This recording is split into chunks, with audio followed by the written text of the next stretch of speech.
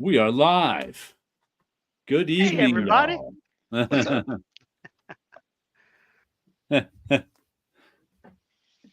We'll wait until some people show up. People show up. How crazy is that? hmm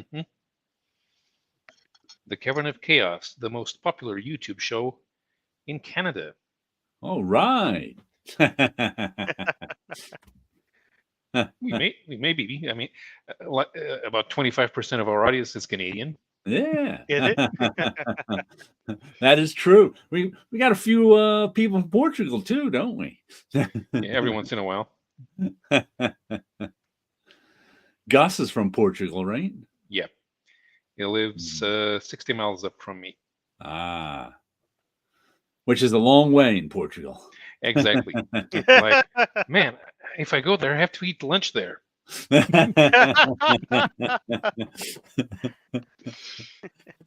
Eric P is here. Good evening. Hello. Evening.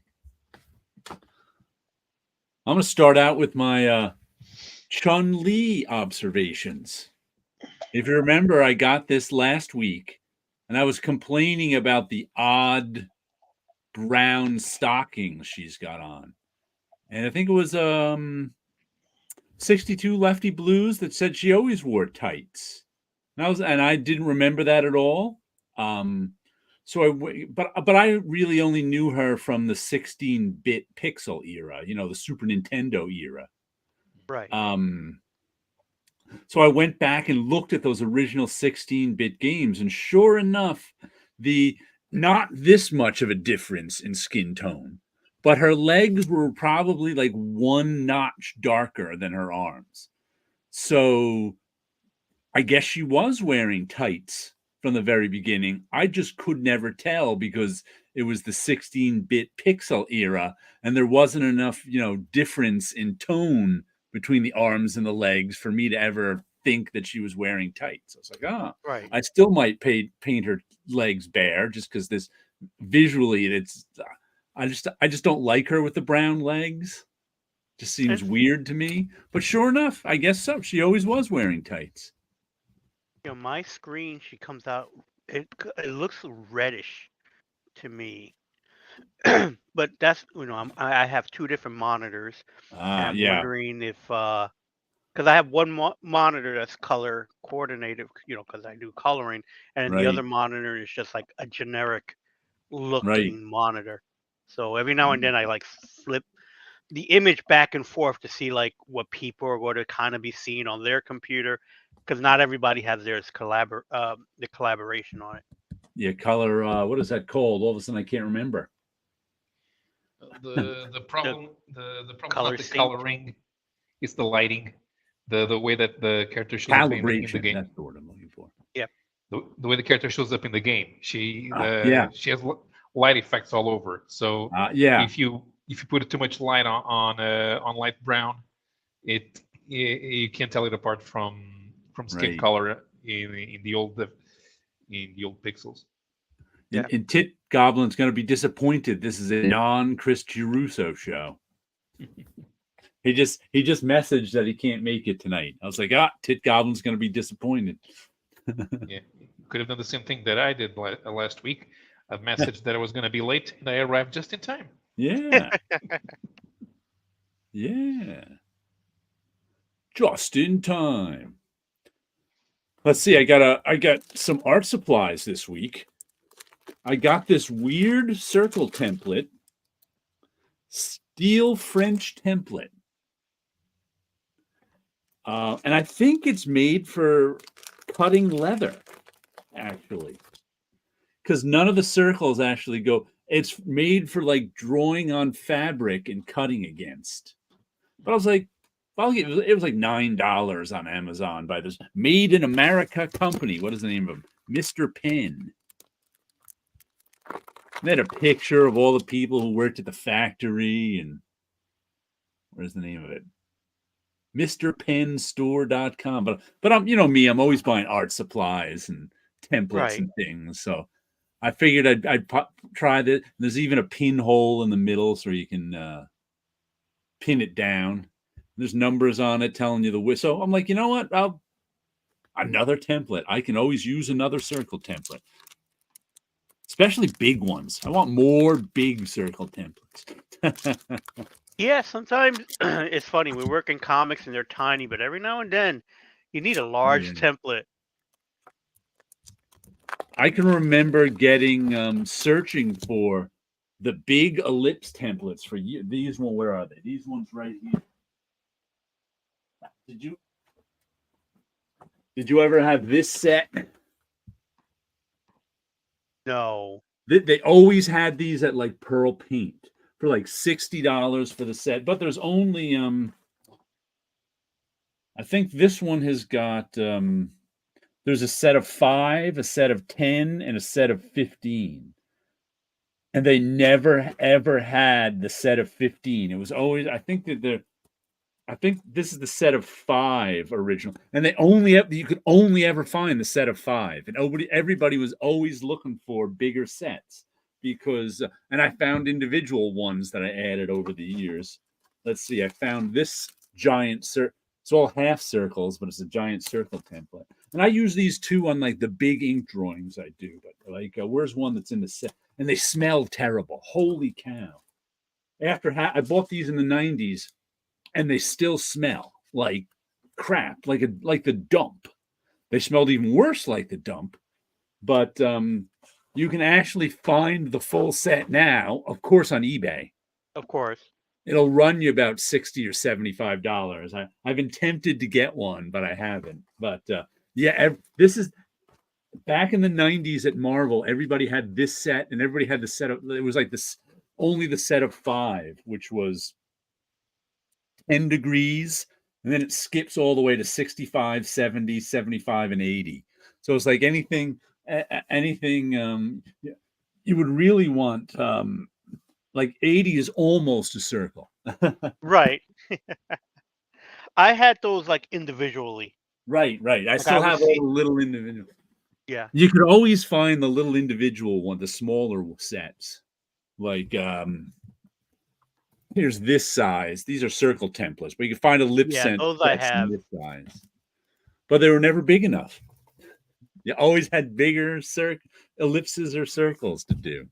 Yeah, I never had really big circles. Always had bigger ellipses. Is Chris at the comic shop? I'm not going to ask. I got in trouble last time for saying he was mad at his comic shop or something like that.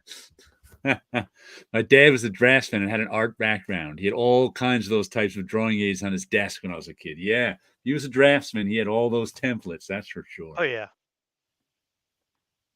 Comic book artists had them all. Yeah, I still use. I mean, I use French curves almost every day. Matter of fact, these are French curves. I just once again on eBay. I think it was yesterday. I said.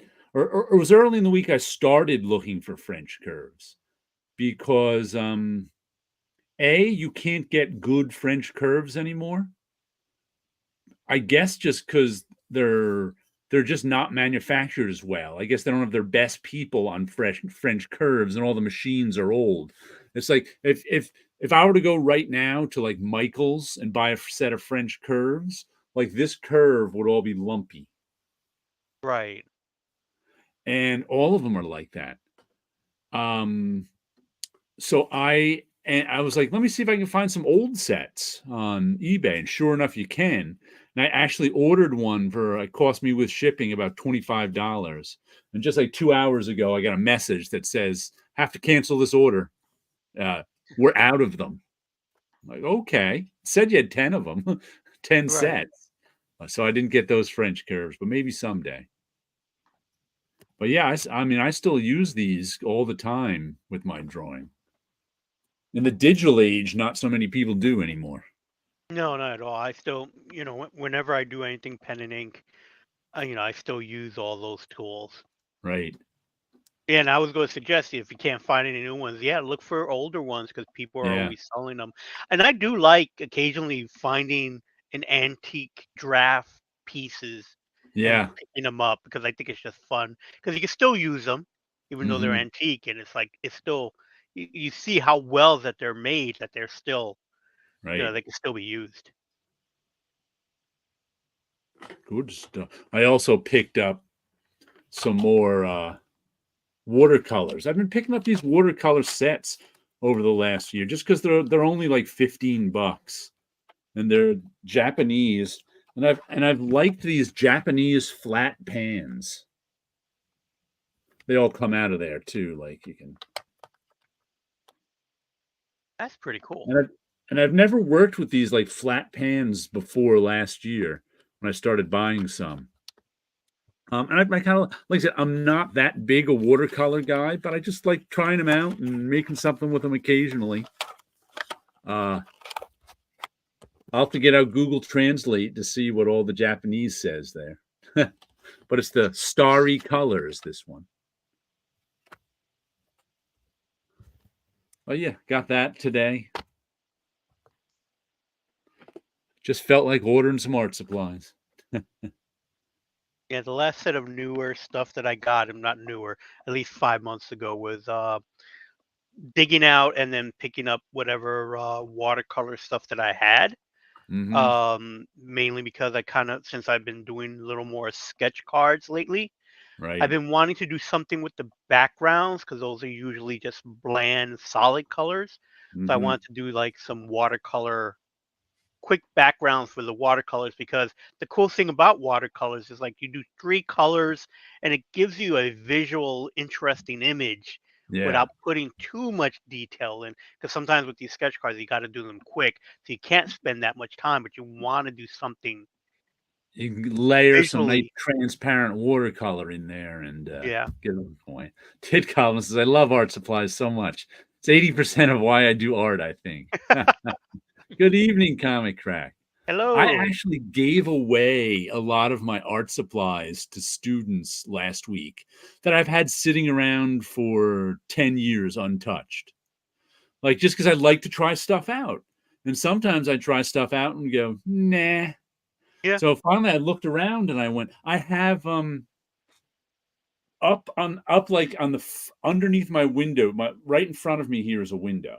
And below that runs, all the way across. It's a split level ranch house with the standard big window that's on the bottom floor of a split level ranch house. And underneath it, I must have had I don't know, 300-400 pens. Just like set of Sharpie pens, a set of Bic Market pens, all in these pen holders that just and I went, I had no room, no more room for pens, and I didn't use half of them. I'm like, you know what? I better bring these in and give them to some students because they're just. I have no new room for try out new pens because all the pens I tried out and never were used are sitting there still. right. So I gave away a pastel set, really nice too. Some a pan pastel set, some watercolors, some brushes, some. It's like I think it was last summer. I bought. Matter of fact, I have another one there. I just happened to see on Amazon a set of 6 uh, natural hair brushes for like $20 and a brush. I'm like, I'll try those. But the problem is I always use one size brush. It's my, the Series 7 number 3 is the one I use most often. Right. So I tried the number 3 and it was okay. It was all right, but I went back to my Series 7 number 3 because it's better. So then I had this set of brushes sitting there. You know what I mean? So I'll give this away too, even though I bought it like a month before. Like there's Right. no reason for me to let it sit around for 10 years before I give it away. Let's see. Eric P says, one of the things my punk rock high school was known for was art. A lot of art inclined kids opted to go there. We got to go mess around with a lot of art supplies. Yeah, I don't come from a place where you could opt to go to a high school. Like New York, I have one of my friends' daughter, I think she's junior high going into high school, is trying out for, one of the New York City schools, high schools.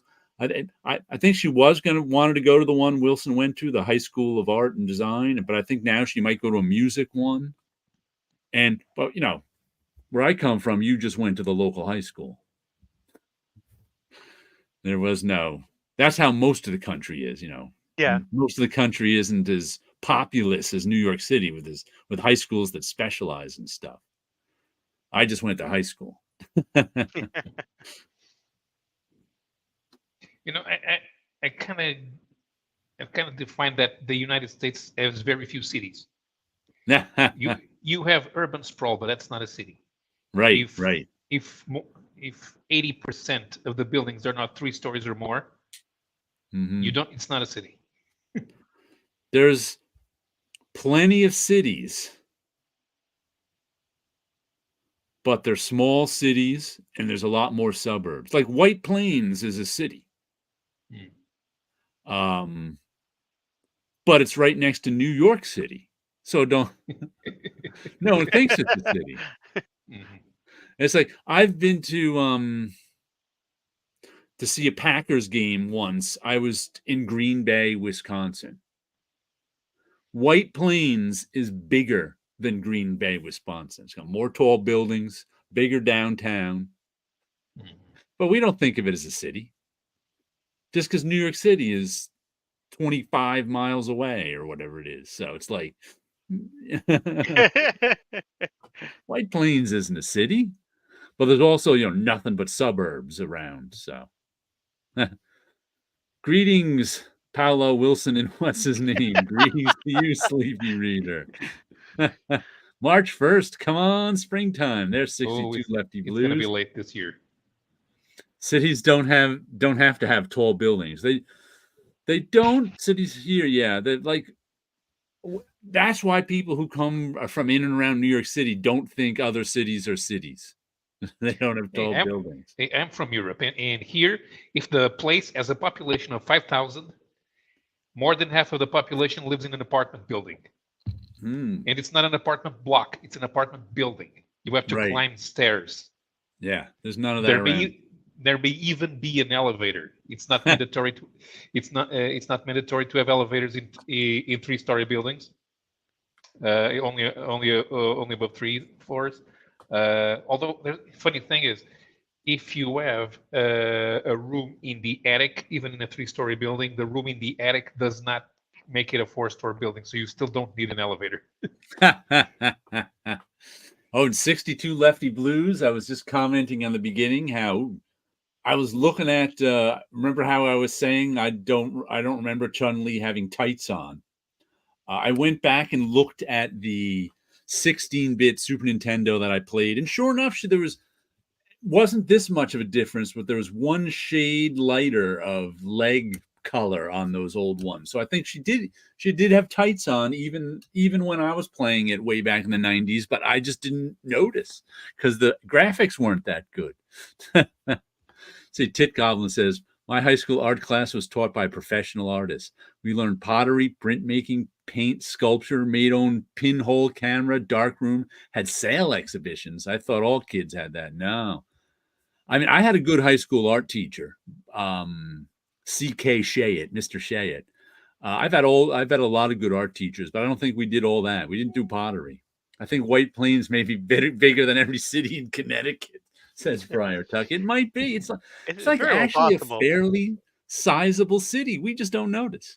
Yeah, Connecticut is a large village. Yeah, you were lucky. The entire state of Connecticut.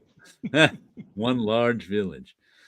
Oh, which town in Connecticut was one where Bunch came from? Westport. That's where all the comic strip artists lived. In the 40s and 50s and 60s, if you were a comic strip artist, and some comic book artists too, you lived in Westport, Connecticut. That's where they all lived. It was kind of crazy because it was within easy commuting distance to New York City, and they're comic strip artists. They could afford Westport, Connecticut. That's a rich section. that was a different part of the comic industry. Yeah, definitely. That was the comic strip industry. They got paid pretty well. Chun-Li made me remember some. There were times when Scarlet Witch's uniform, that thing's a bathing suit. Right. But sometimes her body was colored pink, like. Yes. And sometimes it was not. Right. I do remember her. Sometimes it looked like she had a full body stocking on, and sometimes it didn't. Yeah. But there was the chance. There was also the possibility that she was wearing a flesh-colored suit. You remember when Dave Cockrum said that Wolverine was always supposed to have hairy arms, Yeah. but when he was in costume, he didn't draw the hairy arms.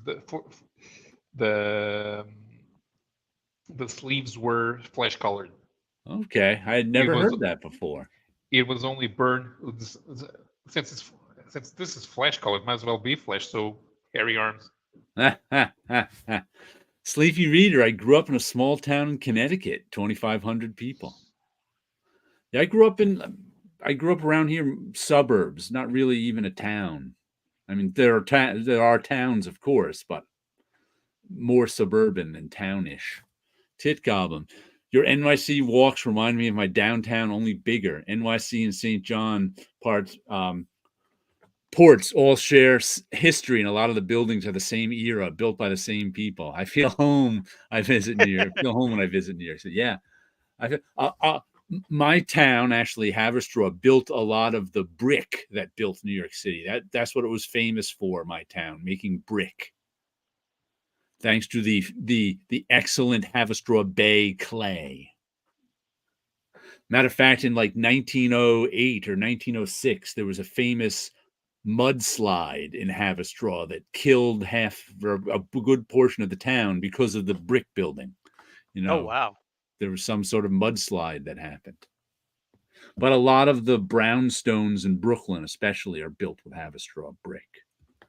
See, Friar Tuck, I'm currently live near places in Connecticut with city attached to the end of them, and neither is remotely like a city. Some people like to name themselves city just because. And now the Sleepy Reader's here. I saw him pick this up too. There's a new Savage Sword of Conan #1. This is the Titan Comics one. I don't like that logo. It's not dignified. It's not dignified enough. Is it too modern? Too flashy? I don't even know if it's modern. No, it looks like something that they would make for MTV in the 90s. I think not dignified enough is a good description. I didn't even think of that, but I think that's apt. Yeah, what I meant by modern is in the sense of like it's not a Iberian age kind of look to it. It looks like a corporation trying to make it look like scratchy, definitely. And 90s is a good word for it. That savage sword, they're definitely trying to make it look rough and savage and not succeeding. It looks clean and computerized. Because the way it's bouncing around, it looks like music. Right. So it looks like it's singing. The Savage Sword of Conan. And it's like somebody decided, let's put some make it look like a graffiti. Kids like the graffitis, yes? And this is cover B by Gerardo Zaffino, Jorge Zaffino's son. And I'm not a fan of this Conan just standing there cover, but I wasn't a fan of cover A either. Kind of liked this one a little better. And it's actually, fairly, it was only $8. And I think it's, how many pages is it? Looks like a nice 64. It goes up past that. 77 is the last. Wow. It says this is page 77. So it's probably, I think it's 80 pages. So it's big. Here we go. Hold on. At least the logo isn't Comic Sans. There we go. Well, hold on. Let's go to this one. The grays are so out of control in Savage Sword. I now totally think you were right about it originally being colored, Jared. Yeah, that's what I want to mention in a minute. It has a wacky feel to it. Right? Yeah, that's what's making it undignified. The logo is wacky rather than savage. Yeah. How's the interiors on Conan? I'll get to that in a minute. Conan is owned by Heroic Signatures, which is owned by Funcom. So it's all very corporate. Yeah. The logo looks like a 90s fruit snack packaging or wacky extreme cereal boxing. Well, Conan is owned by will not be a problem in 3 years because the Phoenix in the Sword will be in the public domain in the United States. Finally. I can agree. Cover lettering How you feel, fellow old readers. The art in it was good. The story, I really enjoyed the story. The problem with me is the problem I have with this, like Sleepy mentioned, I think it was colored and then they just converted it to grayscale because the tones are all off. Yeah. Yeah.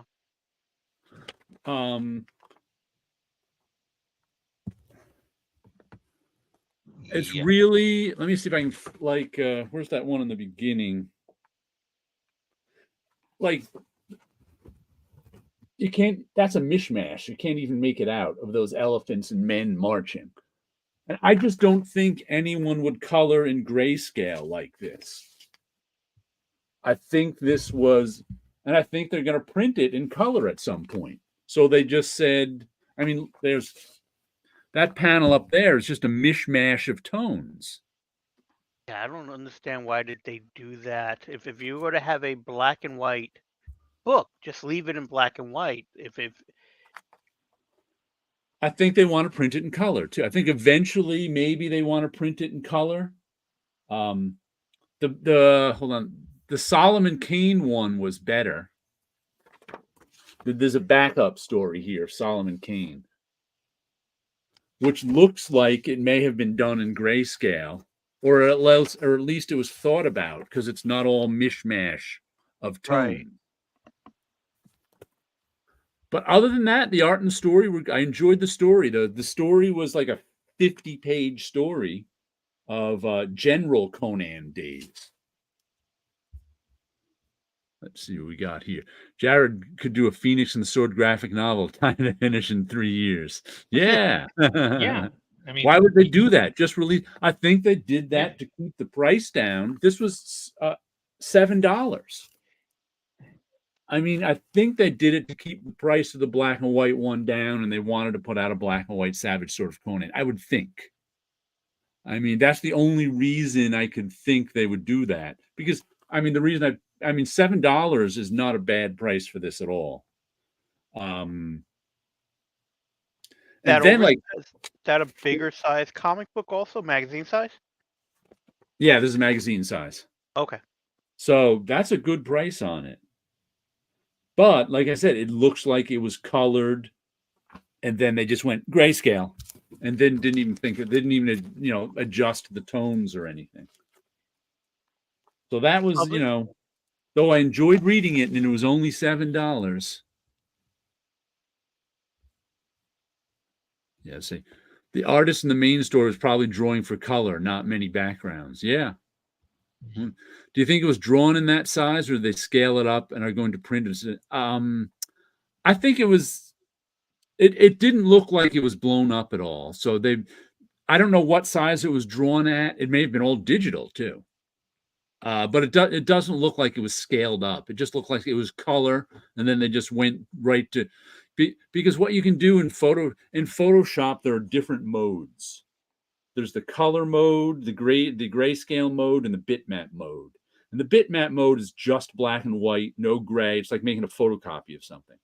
And the grayscale mode is lots of grays. And if you have something in color, and all you do is go from color and turn it to grayscale, what you get is what you get. And all your tones can be messed up, which is what I think they did. I don't think they put to get us to buy it more than to double dip on. Now we need the color version. Yes. I was wondering if the stories had already been printed elsewhere. And if it's been printed elsewhere, I have not read it. I don't think it has. Yeah, there were new stories, Lefty, Sleepy. Sleepy's been reading that's Conan stuff. So, but I think they might be printing it elsewhere in color. That's my guess.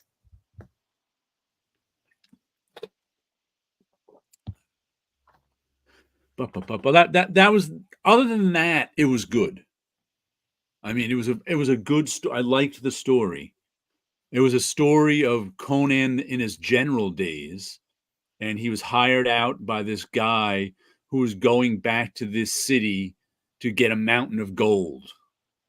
And Conan had men under him. This guy had men under him. He had these two big burly bodyguards, the guy, and a woman engineer who was running the war machines for them.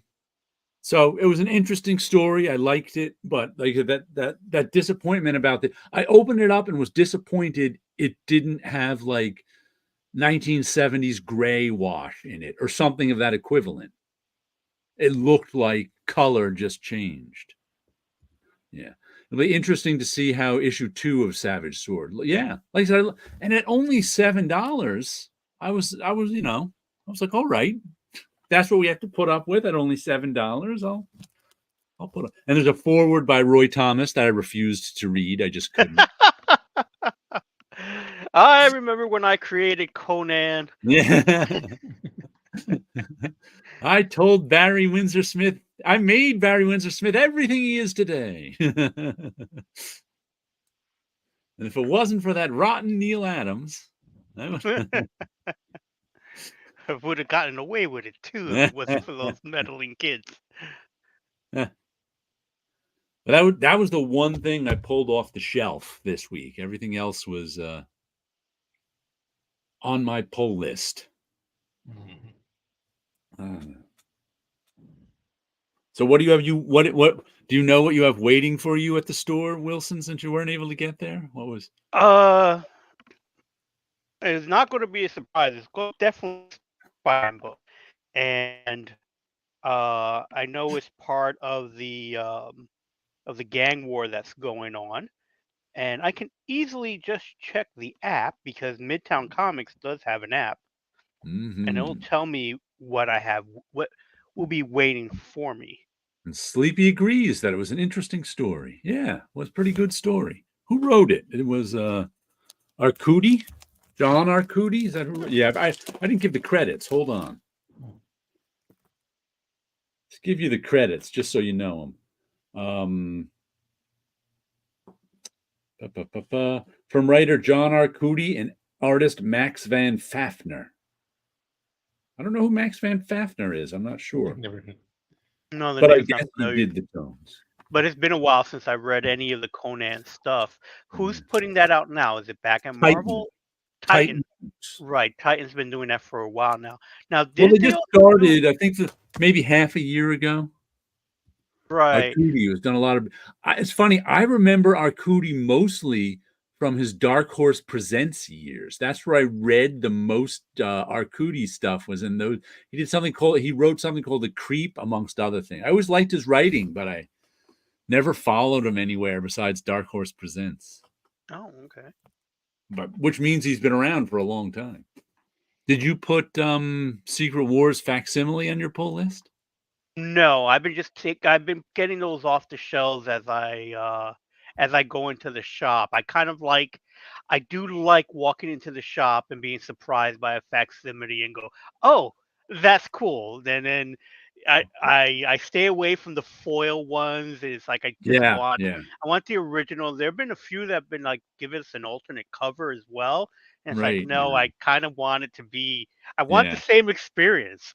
So that's why I've been just kind of like. But the only thing is, I'm guessing by the time they get to issue 12, the print run's going to be a lot lower than an issue 1 and 2.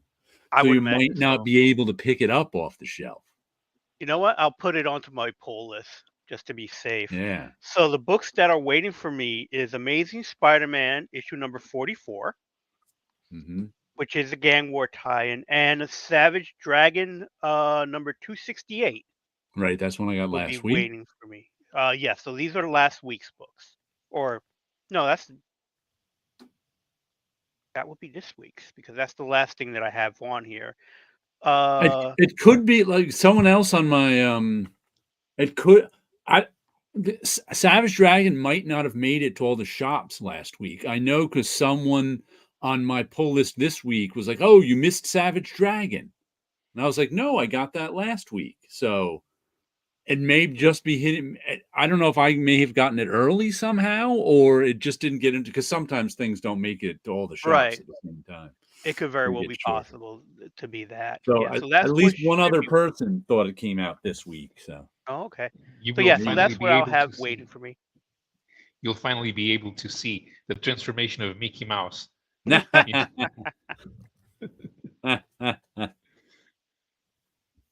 Let's see. 62 Lefty Blues says, I got the first Star Wars facsimile. After seeing number 2, I figured I would wait for the facsimile trade paperback.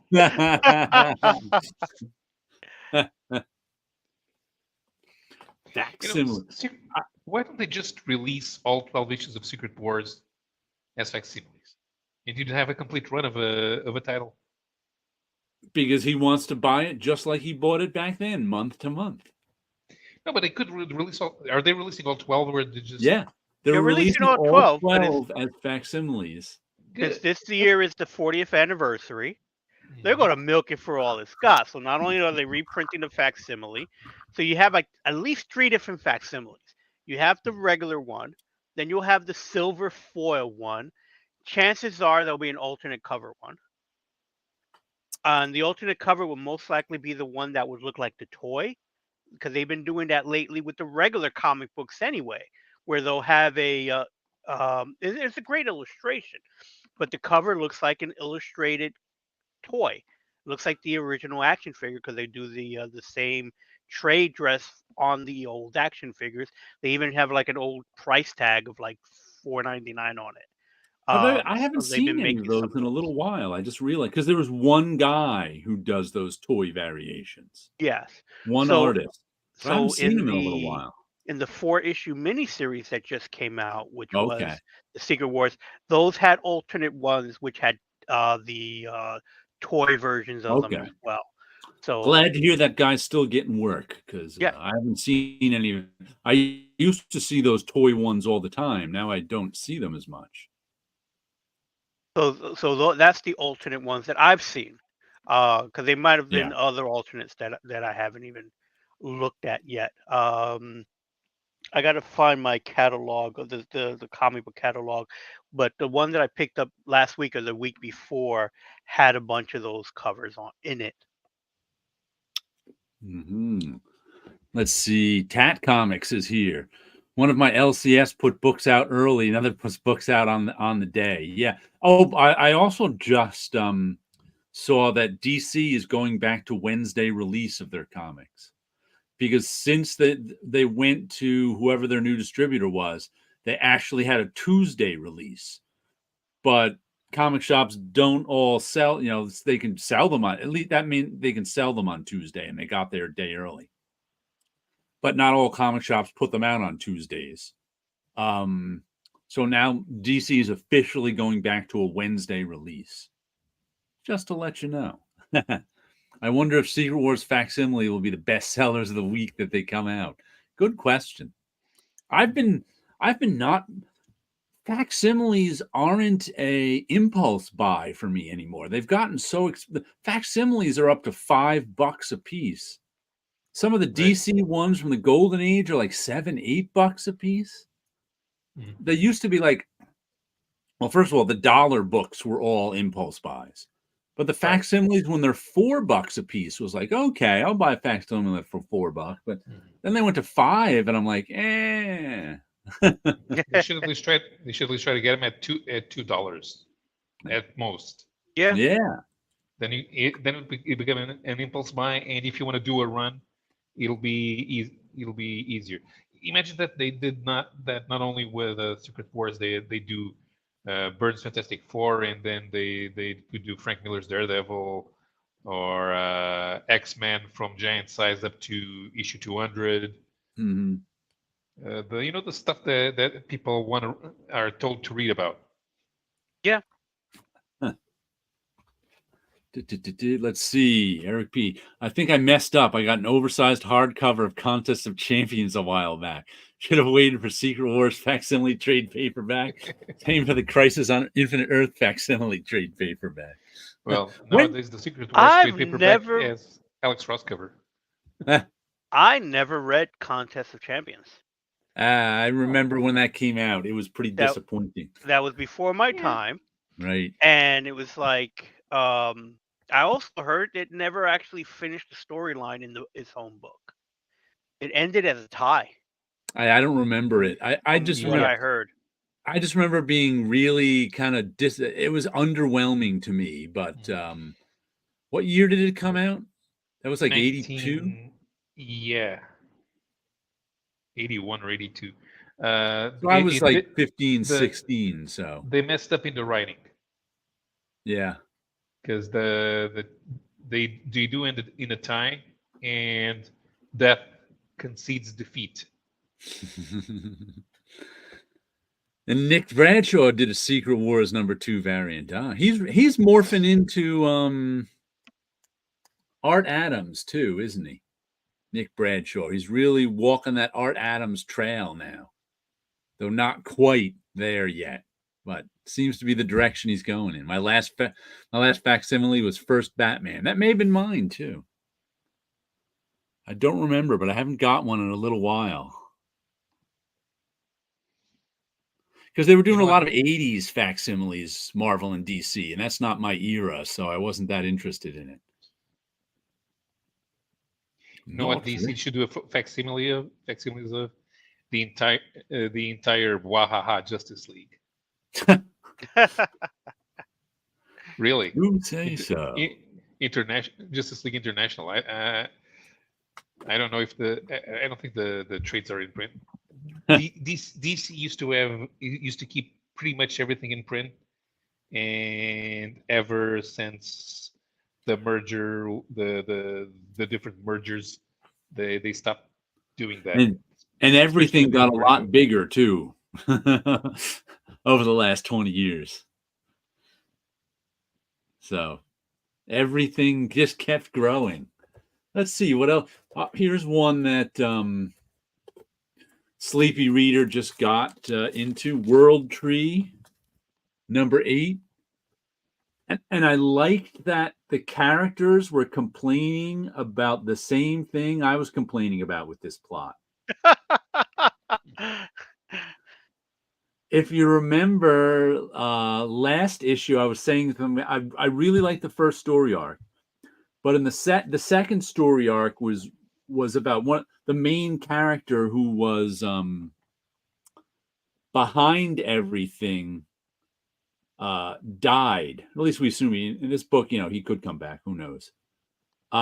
So in the second story arc, it's left to all his friends, these secondary characters, to follow his plot, and they're all like, "What the hell? We're just supposed to follow this guy's plan because we're just puppets. We don't have any free will. We just have to do what are we supposed to do here?" So there was a lot of discussion in this issue about what the heck there was supposed to do, because when this, their friend who's behind all these machinations trying to defeat the undernet sentient thing, and we're just, they're like, we don't know what we're doing.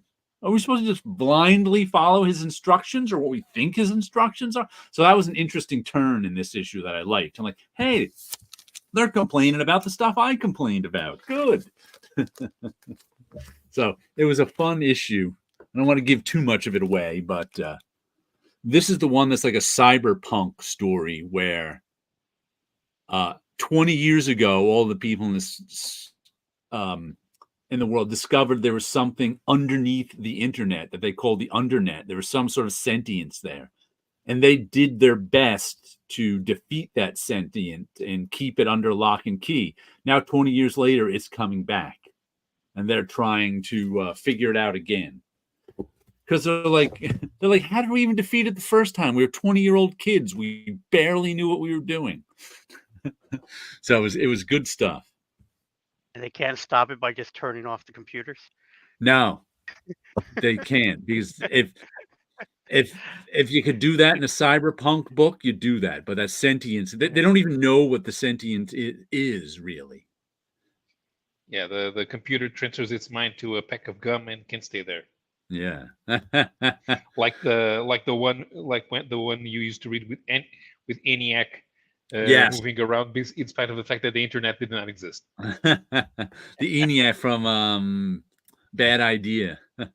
I'm pre-ordering Military Comics #1 facsimile edition, but I think it's 48 pages, so I don't mind the $60.99 price. Yeah, for something that's big like that, the Golden Age ones, I certainly understand the bigger price point. Yeah. But it's not an impulse buy. You got to want that Military Comics #1. Well, it is a reprint of a Golden Age comic the how much person can it who really cost Yeah. you? So there's there's everything has to be scanned, cleaned up, because that they have the original art from Quality Comics. fact that the facsimiles have low overhead because of old rope. What do you think the cost is, say, a Secret Wars facsimile than a new comic production wise? It should be the cheapest thing on the show. They should be, because they only have to pay reprint fees and not And it's a Golden Age comic. They don't. yeah, I mean for Secret Wars. Yeah, Secret Wars, the files should be new files because they've done trade paperbacks not Right. that long ago. So they shouldn't have any problems getting the files. There is no cleanup involved, and it's just production of putting the book together. Yeah, There is no cost to those Secret very Wars little books at all. But they're not interesting. They're not. Marvel is not interested in bringing you a comic at the lowest cost possible. Right. They said that their vice president, whoever it was years ago, said, we don't want to leave money on the table. They're going to raise the prices as much as they could until people stop buying the comics. Yeah, I guess that was the only end. But yeah, that's what it is. It's just they want the money, so they're going to charge you as much as a new comic. Got to go. Try to jump back on later. Catch you later, Tats Comics. Undead Eric P. The first Warhawk for $7 was a pretty good deal. Yeah.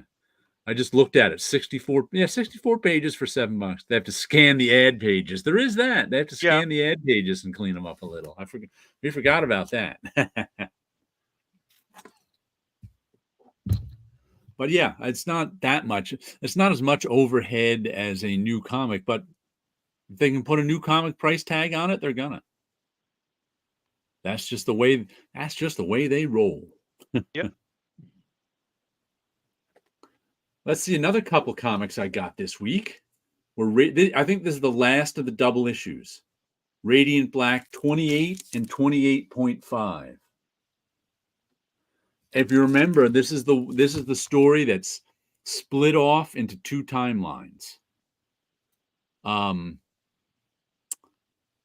in Radiant Black #1, the one guy gets the suit, the writer, and then he has a near-death accident. A building falls on him, and he almost dies.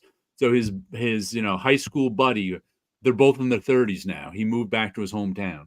Now he carried on as Radiant Black while his friend was in the hospital. And then when his friend got better, they kind of shared the Radiant Black suit, and they both were Radiant Black. And then they came to a point where the big main story that's been going on with these aliens coming in to either wipe out humanity or not. And Radiant Black is being tested to somehow see if humanity is worthy. I don't quite get that part. But in the one timeline, the writer picked is Radiant Black. And the other timeline, his buddy was a bit of a screw up, is Radiant Black. Well, it looks like the screw up timeline is kind of ended, because I think he didn't pass. At the end of one of them, the writer passed the test, and the screw up kind of didn't pass the test. So it looks like the Earth may be destroyed in one of these timelines. And then I think next issue we go back to just the one timeline where Earth isn't destroyed.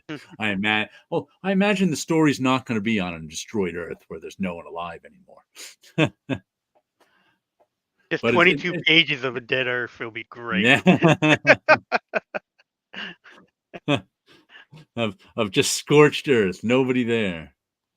But yeah, it's been a fun little experimental story with two times. Both issues came out at the same time, drawn by two different people, but their styles are similar.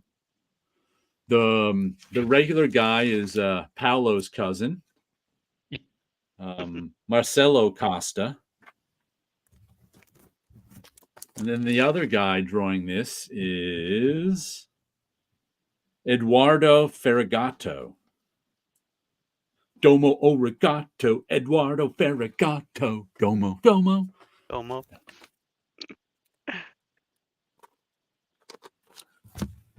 but it's been good. I've been enjoying it.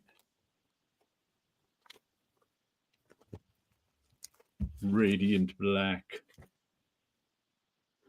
Man, 28 issues. And with the it's really like 32 issues, I think. But it's been around for that's a lot of issues in this day and age. Mm-hmm. Yeah, you'll notice that the independent series, the creators just publish them. They don't care about doing a new number one. Of course, these books, if they go past issue number 12, it's very likely that the current readership is going to keep buying. Yeah, they're not going to quit. Now they're probably never going to add either. So it's like if you can stay at that level, you're okay. No, right. If you're a trade waiter, you know that this is going on 28. It's probably good. I'll pick up the first trade, and if I like it, I'll buy the second. Yeah, there is that too. You're right. Let's see. Tit Goblin says dynamic pricing is the future, like food. Every source sets its own price due to geography and world economy. Mad Max comic shop apocalyptic future. He's mentioned. I just heard that news today that Wendy's is doing. Their stuff will cost more at lunchtime. They're doing dynamic pricing. They're having an electronic price thing, and when there's more demand, the price will go up. Yeah. So they announced that type of dynamic pricing is what they're calling it, but they have backpedaled since then. It's like, no, you misunderstood what we said. The price is not going any further up. What the prices are going to do, if there's a downtime, the prices may go down. So it shouldn't go up any further. We're giving you a bar. You think we're gouging you? We're giving you a bargain. Right. So we're just letting you know that we could put the prices down if we wanted to. So they're just backpedaling. It's just up there with the same thing with the Kellogg's and them going basically saying let them eat cake, but it was like let them eat cereal for lunch. So dynamic pricing is just fascinating how it's just all these moves are going on. So they're like it's like how Grubhub and not Grubhub, I'm sorry, the other one, the car sharing one, where it's if it's a busy time period, the price goes up. In Uber, the prices go up, especially like if you get off an airplane and everyone just got off an airplane and everyone's signing up to get picked up by Uber, the prices are really up. If you wait, so you never know what you're gonna pay. Right. So if you wait 15 minutes, the prices shrink back down to like a regular, normal price. So they kind of want to do the same thing in a fast food restaurant where, it's a busy time. So that means the food has to go up in price. Food like the stock market. Yep. And it's like, it's insane because it's fast food. Yeah. It's not that great food anyway. You buy it because it was a couple of bucks. But they're no longer a couple of bucks. So why even go there? Especially when you have other fast food places saying, like Burger King's like, we're not changing any prices. Come visit us at lunchtime. So it's amazing that they're giving it a try. Yeah. And I'm Undead Queen. I'm not sure what the next distillery book on I didn't like the art on the Jock one, so I never got it. And then there was the one I did like the art on. Oh, what's their names? Two women were doing it who I liked both their art, but the story didn't interest me that much. It was okay, but it never.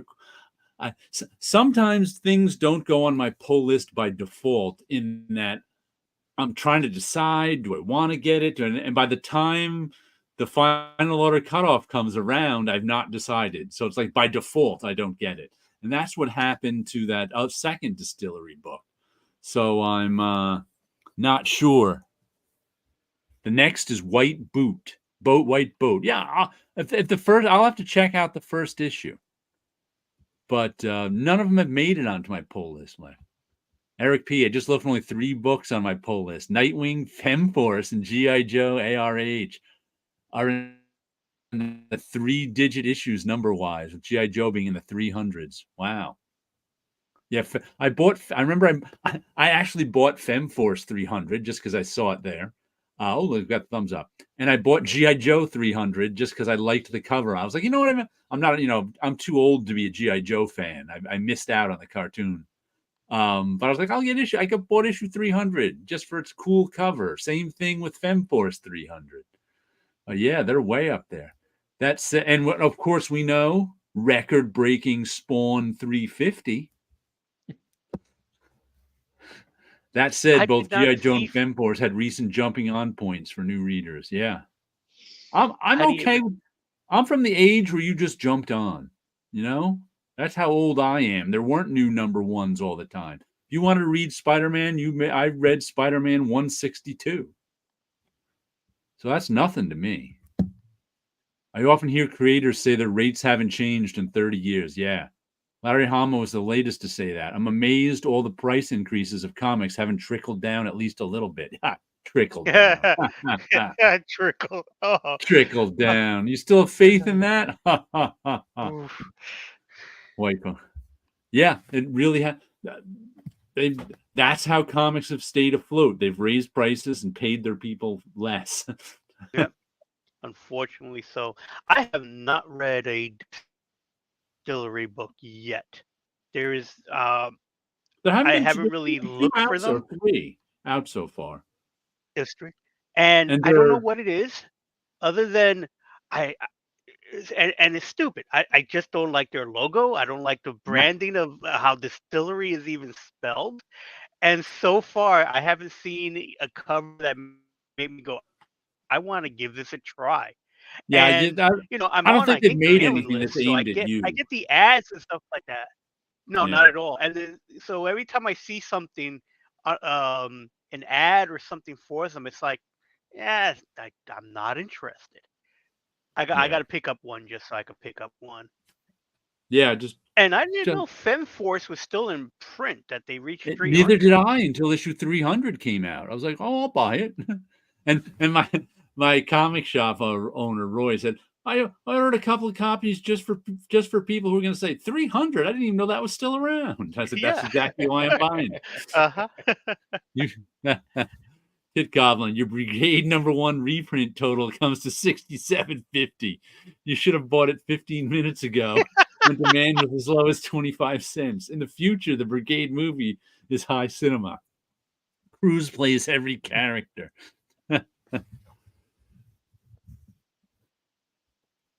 Right. Eric P., what did you think of the art in FemForce 200? The psychedelic pop art is part of what sold me on pulling the series. Yeah, I liked it. I thought it was too expensive. It was one of those, I think, because I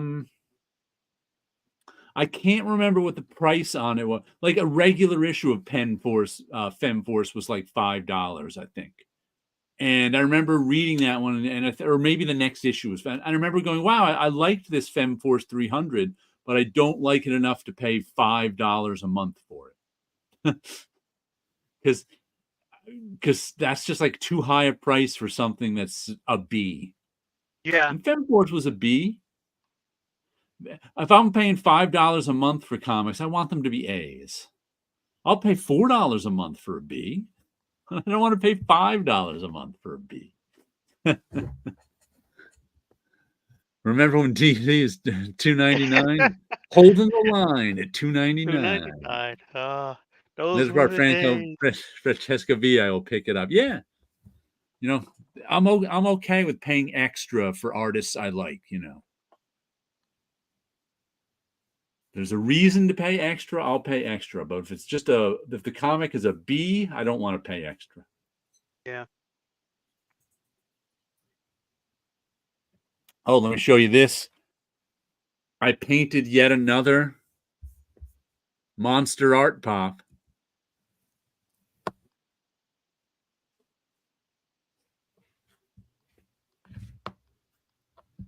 I don't remember who this is,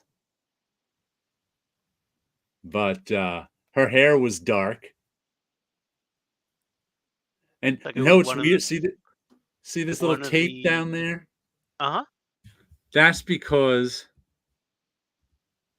she doesn't stand very well. because she's on this little thing, and she didn't stand at all when I first got her because it wasn't aligned properly. But then when I was jamming her body back into her head, I broke off because there's only one peg holding that together. So I glued it back on, but then I had to put tape on it, put more to get it in the right place where she could actually stand on it. Was that Because a she married wasn't couple? standing the whole time I was because it's One of the Shazam family. yeah, I think so. I have the box here. I could look who it is, but yeah, it's somebody from Shazam. And I've had this is the third one I've done, and I've had such fun painting them that I actually got two more. I actually got 3 of them. The third one hasn't arrived yet, but I got 3 of them for $9. That's a It's like great price. if you buy the ones that nobody wants on Amazon, you can get them for really cheap. And since I'm painting them anyway, and this is a Gilgamesh Limited Glow Chase Edition. And I got to say, this one is so unwanted. I looked up how much because I have the Gunther from Friends one, which I got the Chase Edition just by chance on, and somebody here I told me it was like $40 on eBay. So I was looking up how much this Chase one would be, $4.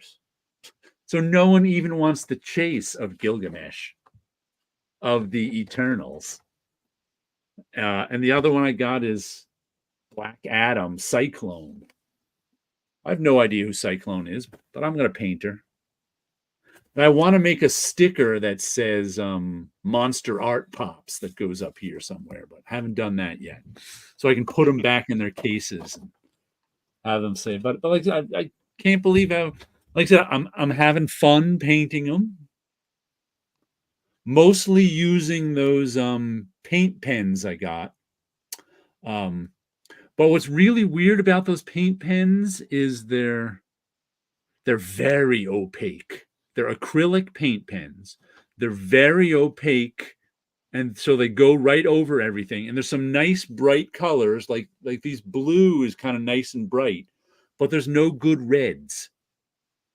All the reds are like not very red. So I like those marks on her face. I had to go and get a brush and regular acrylic paint to get a good red for that. So it's like the red is the one color that the paint pens don't have a good pigment on. I was like, I wonder why that is. But other than that, it's looking pretty good. It's standing up now. Oh, you can't see on there. There we go. Got to get right in the right spot, and she stands up. So now I got like another 6 out in the garage to paint I can play with sometime. But they've been fun. Those brickhead figures are good for art figures. I'll have to check those out. I don't think I've seen those. Are you going to curvy that Gilgamesh? I don't know what I'm going to do to it. I just start painting on them. You make your boxes. You can make your boxes. Yeah, that's what I kind of want to do with the printer. Yeah, now my printer's working. But I can print on sticker paper too and put the stickers right on these boxes and put my own stuff. That's what I'm planning on doing. What brand paint pens are you using? Let me see. I've just been trying cheap ones from Amazon.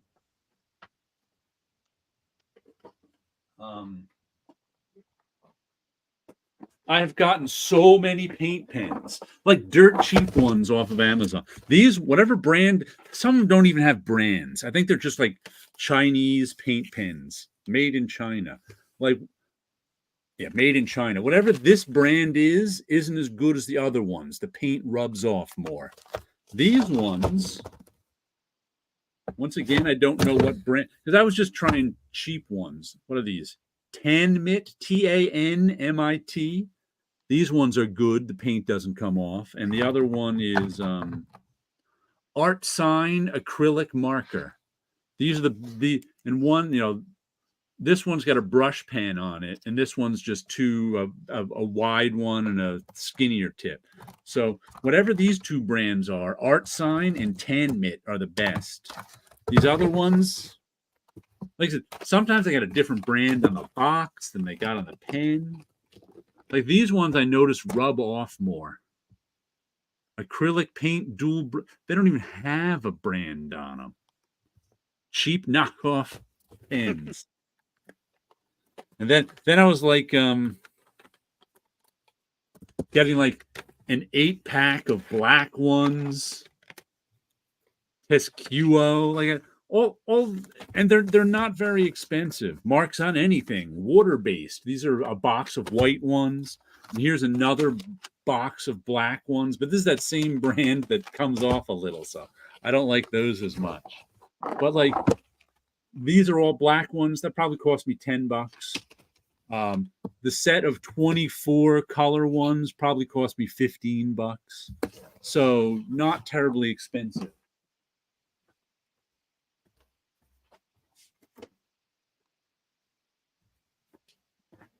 Just for example, this one marker will cost you $7.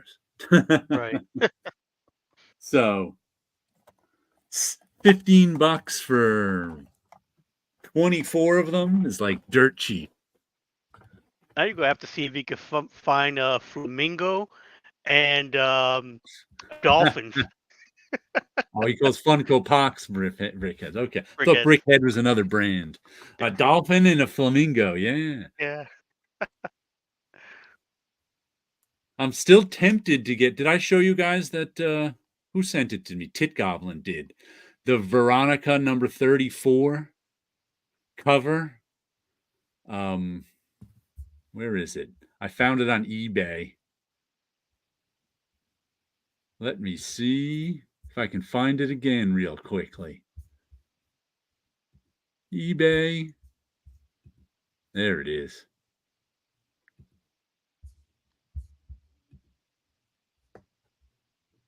I want to get this one. Let me share my screen. But I haven't wanted to spend $20 on it, so I haven't gotten it yet. Oh, There you go. that's great.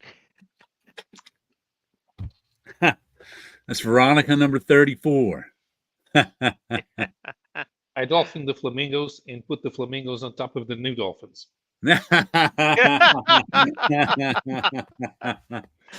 think it was Tit Goblin who sent me a message with that in it just to show me. I don't know how he found it, but it's pretty cool looking. Flamingos. And I think in this, I was trying to figure out what glowed in the dark in this Chase version. I think it's just he's got like one glow in the dark glove on that fist that's pointing at you. That's the only thing that glows in the dark on it. His Like, eyes oh, don't glow. what was that? His eyes aren't glowing because I it's a don't think different so. They color don't than the look pop like. itself. Because Yeah. the pop pictures, his eyes are black. Since the eyes are a different color there, I would imagine the eyes glow as well. I think they're just painted gold. That doesn't look like glow in the dark gold. I'll have to remember to look at it tonight to make sure. Put it under a lamp during the show, and then at the end, you can put it in the dark. I'll turn it up to it is actually under a lamp. We'll put it facing up under the lamp. We'll see at the end of the show if anything glows. Remind me because I'll never remember.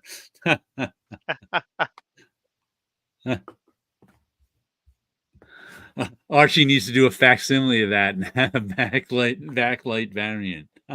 I did get one of the blacklight variants from DC, but I don't have a blacklight to try it out. I bought one just to have in my box of wacky things you can do with comic covers to show students.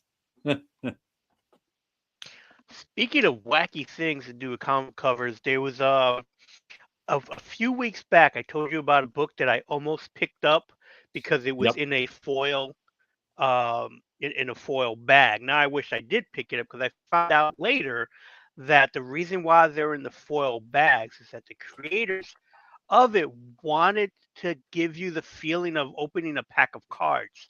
Wow. And so what happens is when you open it up, the covers are different. from each one of them. Okay. So and it's marked on the cover. Why is it different? So it might be because it's either black and white, grayscale, in color. Maybe a character will have a hat and not so almost. It seems like every cover in that whole print run is different. So the interiors are the same, but the cover is different. I do not recall the name of the company though.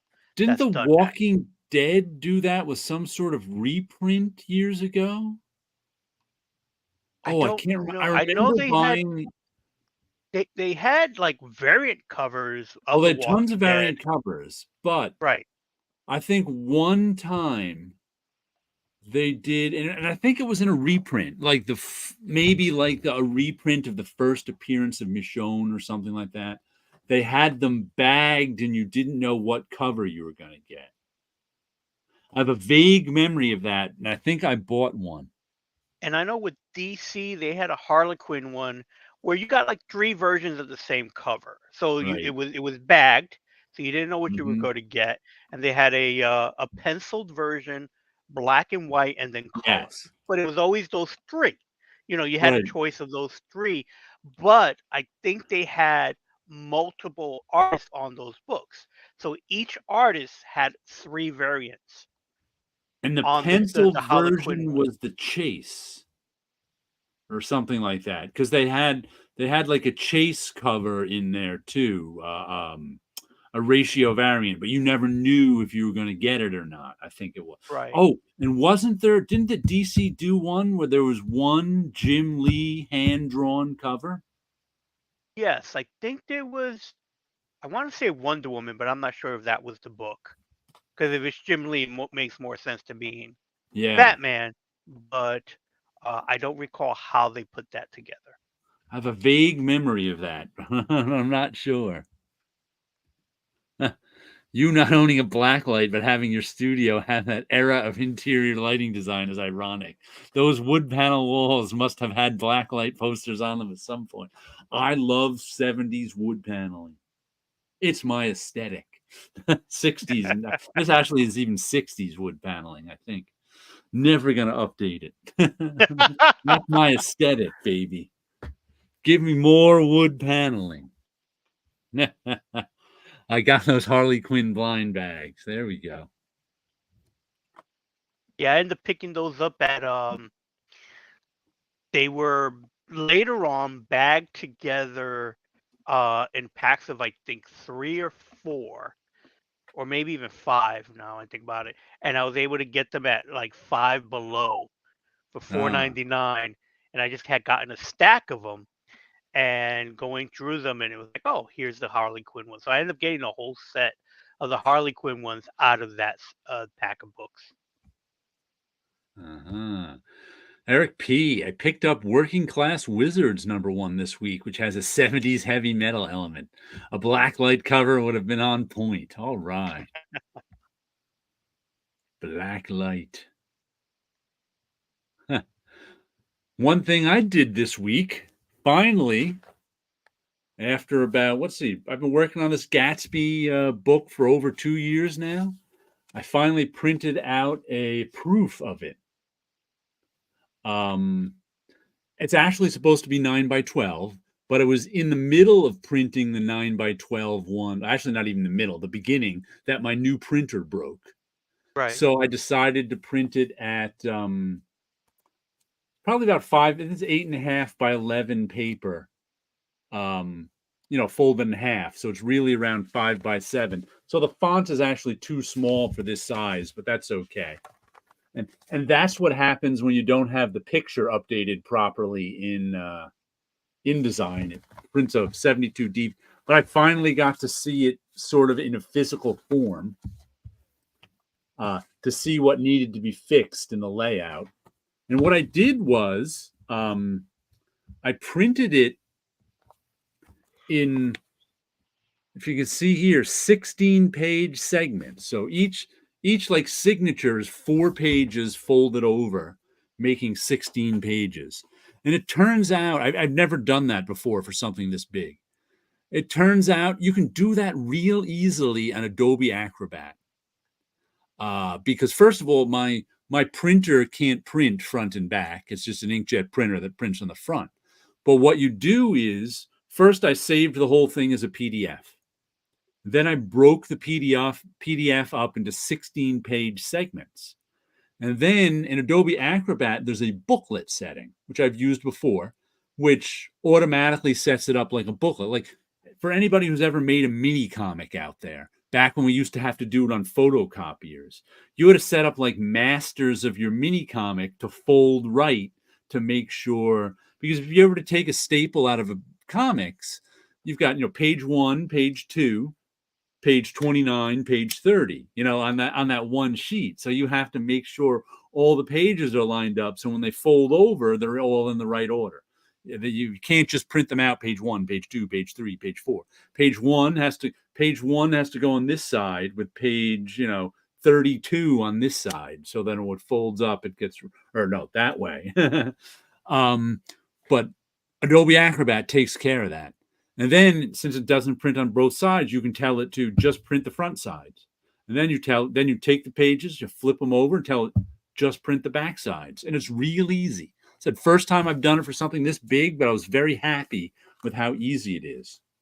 So I'm, looking through it. I'm going to have to do it again now too, because I was 2 illustrations short for the book design I wanted.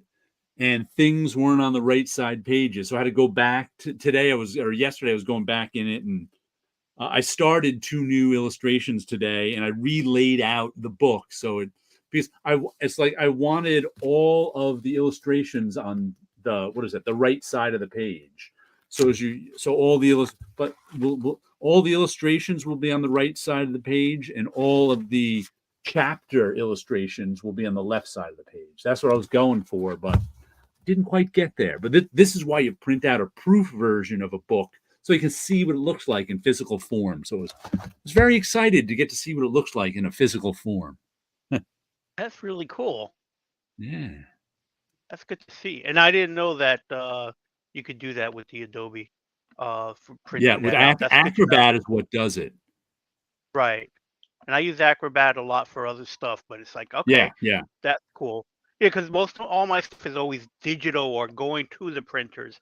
I have yet to actually have to do anything printing on my own machine, but that's good to know. Right. You can do it. You can print your own proof. Titgoblin says, Undead Quinn, I'm guilty of having an ICP backlight poster. Insane Clown Posse? Hoo-hoo. Titgoblin, I use a black light when I'm picking my paint palettes lately. Wow, all your paintings look great under the black light bulb. That skirt painting behind you would really glow. Yeah, I actually have a red light and a green light, but no black light for some reason. Because it's like you can get red light and green light at the supermarket. And I bought them years ago for some reason. I think that lamp back there might have one of them in it. But can't buy black light at the supermarket. Why is that? Supermarkets are not hip enough. Not at all. And do they even make round black lights? I always saw them as the long tube ones. Oh no, I always saw them as regular light bulbs, so they must. Oh, okay. I've always I haven't been around black lights a lot. Yeah, it's been a while. When I did see it, and it's been like probably the late 80s was the last time I even looked at a black light, and they were just the long tube ones. It has been a while. Yeah, it's been, and I know I've owned a black light at some point. I don't think I ever have. I had friends who had them, but I had it and it's like I didn't go out and get it. It's like because my parents, my stepdad, my dad was always a superintendent of a building, so we would have electronics or a lamp or something would show up, and it would be the one of them we had was a black light, and it's like, but I didn't have any black light posters, and at that time it was like, oh, I would love to get the Marvel ones, but they were too expensive. So it's like I never got to see those. So it's like, but we had a black light for a short time. Did you ever have a black light, Paulo? No. I have no idea where you can get one. Yeah, you're too young for black light posters. That's what it is. People who were stoned in the 1970s had a lot of black lights and black light posters. What did the poster show under the black light? They glowed. So, the ink fluoresced under black light. I see. So you drop some acid, you turn on the black light, and then... Yeah. Your And I knew whole room glowed with posters. And I knew many people that just had posters all over the place. And this is before I knew why. It's like they got all these posters. Wow, they're neat. But they were all different types. So for me, it was like, I don't understand why do you have different types of posters? It wasn't at the time. I had no idea. Why wasn't there a theme? There's all different things that they just didn't make sense. There was always a black leopard print around too in some of these places. Yeah. And also the black light could show different things kind of too. Like maybe the ink that fluoresces you can't see until the black light is on. So like the poster can actually change a little bit from what you see in the daylight. Didn't some of them also have text and you wouldn't see the text until the black light? I don't remember that, but I imagine they could. Let's see. Any of Fitzgerald's sentences you attempted to rewrite? Not really, but a couple of times I go, why did he use that word there? I got to tell you though, there are two things that baffle me every time I read Fitzgerald or listen to it. I listen to it in the car a lot. There's one scene that baffles me, which is where after one of Gatsby's party, there's like a scene that goes on for a couple of pages where one of the party goers runs the car into like an outcropping and knocks the wheel off the car. So there's just kind of like a bunch of drunk people talking about driving. And I was always like, I don't get the point of this scene. Is it just a little comedy relief? Is it this? That scene has never clicked with me that I understand what it is. And the other thing that always catches my ear, that makes me go, what the heck is that? When he says, Gatsby smiled like a weatherman, smiled like an ecstatic patron of light. And I'm like, because smiled like a weatherman means to us like a weatherman from the TV, who are always sort of the happiest guy in the newsroom. But this was written in 1922. There was no TV. What was a weatherman in 1922? I don't even know. So that line always jumps out at me. See the person. Yeah, those might be like little in-jokes of the time period itself. But driving was fairly new. Yeah. There's lots of stuff about driving in the Gatsby. Cars are very much part of the book. And driving was new. So but their relationship with cars are pretty much our relationship with cars. That's what makes the book so modern too. Even in 1922, just a few years after cars are introduced, they really think about them just like we think about cars. It's amazing how fast cars took over culture. Talks about good drivers, bad drivers. There's lots of driving analogies going on, but that one I'm not quite. I've read some explanations of it as an analogy for the rich and this being this, and I was like, none of it rings true to me. So that's the one part I always get to and go. And he's always like, but then a strange, funny thing. It's like a strange, funny little interlude in the middle of the story that he says is a strange, funny little interlude, but still weird. The head shop that replaced my childhood LCS had a hallway of blacklight posters leading into the shop. Word is they got rid of them years ago. That's too bad, Eric P. Got rid of the blacklight. Tit Goblin, me and Paulo are from the Magic Eye poster period. There you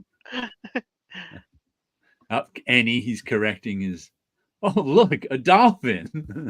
It just pops right out at you when you relax your eyes. Well, if you drop acid, with a Magic Eye poster. How can you miss the freaking dolphin? It's freaking huge. No, can't see it. Oh, it's right there. Eric P. The LCS was called the Eye of Agamotto. The head shop, still there last I checked, is the stairway to heaven. Sleepy Readers, you've got to go to your head shop for the black light. 62. I grew up with an older brother and blacklight posters. Mickey and Donald and Goofy around a water pipe looking stoned with the caption, "Ain't gonna work on Maggie's farm no more." That sounds like it could be a bootleg blacklight poster to me. Uh-huh. You gotta work on Missing Mars. Spencer Gifts for the black. Yeah, Spencer Gifts hung on to the black light longer than any other place. It was like in the 80s, I remember it, and probably into the 90s, you could go into Spencer Gifts and get yourself some black light posters in the black light. They were also the place for posters in general. No, that's what it was. Yeah. They always had a rack of posters, maybe 50 posters in a rack. And at the end of the rack was always 2 or 3 black light posters. And it was the only place, like in the 80s, I saw black light posters. I don't know that I saw that bootleg Disney one there, though. Head shops here actually sell weed. I guess they can now. Yeah.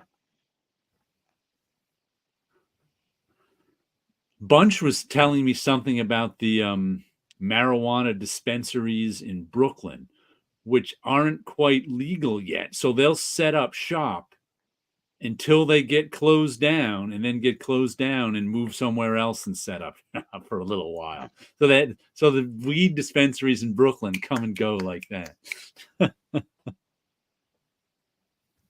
Oops, some more. Eric P says, so across the street from Stairway to Heaven is where they have Hash Bash. So yeah, it was about weed. Weed is legal here now. I think this is gonna get age restricted now. The video on YouTube. Hash Bash. Going back And to it's funny because it's like I've been seeing lately, and I don't know why it's putting up on my Facebook feed, is a lot of crumb images have Me been too. popping up. You too? Yeah, for like Yeah. a cookbook. Right. And it's like all these things. It's like I'm liking the illustration from Crumb, but it's like, why is this appearing on my Last feed? 2 or 3 weeks, Crumb in my feed. I've been like, oh, where did this come from? What algorithm did I trip? Yeah, and it's like they're great because I've never seen a lot of these images. Not that I go looking for Crumb, but every time it pops up, Yeah, I'll look at it, and it's like that's wild that this Crumb stuff is popping up. my Crumb knowledge is fairly narrow. Yeah. It's the movie and maybe 3 or 4 books that I have, but he's got a lot of books. Ton of them, and I always like his covers. And Yeah. I noticed recently it's like something about the shoes that he draws that reminds me of the artist that was doing Popeye for a long time. E.C. Seeger? Seegers. They're like they have like the same type of shoes and feet, the oversized ones. But there was just something I noticed on this one illustration is like, huh, that's interesting to see because most of the Crumb stuff I see is in black and white. And it's like, oh, that's interesting. That I'm wondering if he was inspired by the type of art style in general. Because the moment I saw the feet, I'm like, that's Popeye. Or that style, that Thumbelina Popeye comic strip art style. A lot of those 60s guys were E.C. Seeger influenced. A lot of them I remember being. Eric P., I think Fantagraphics news for the next quarter dropped last week. I would assume that is where it's coming from. I haven't seen. Oh, we have to mention that Ramona Fredone died. Yeah. This Oh week. yeah. Yeah. So 97 was she? I think so. Wow. Somewhere in that number, and still doing comics right up to the end. She just retired from doing Comic Cons a few months ago. Yeah, I've been to a con that she was at, and I've unfortunately, never got to really meet her. But she was just there, just drawing away Oh Aquaman yeah. stuff and selling them at a reasonable price. But I just never thought to pick one up. I bought a piece from her. It's back there somewhere. I think it was the 90s. When she appeared at the Ramapo Con. There used to be all through the 90s a local high school, Ramapo, New York, not Ramapo, New Jersey, which are fairly close together. Ramapo, New York, because the art teacher there had an in with comics. I forget how. Used to have a Comic Con every year, the Ramapo Comic Con, and it was really good because, like I said, it was in a high school gymnasium. But everybody, all guests, comic book artists used to show up, all sorts of guests, because it was close to New York City. Um, and there were more guests than people, so it used to be a big hangout for them. And that's where I met Ramona Fredone one year and bought a piece from her. I think it's I'll have to look for it. I meant to pull it out, but I haven't. It's sitting right back over, nope, that way in that pile of stuff.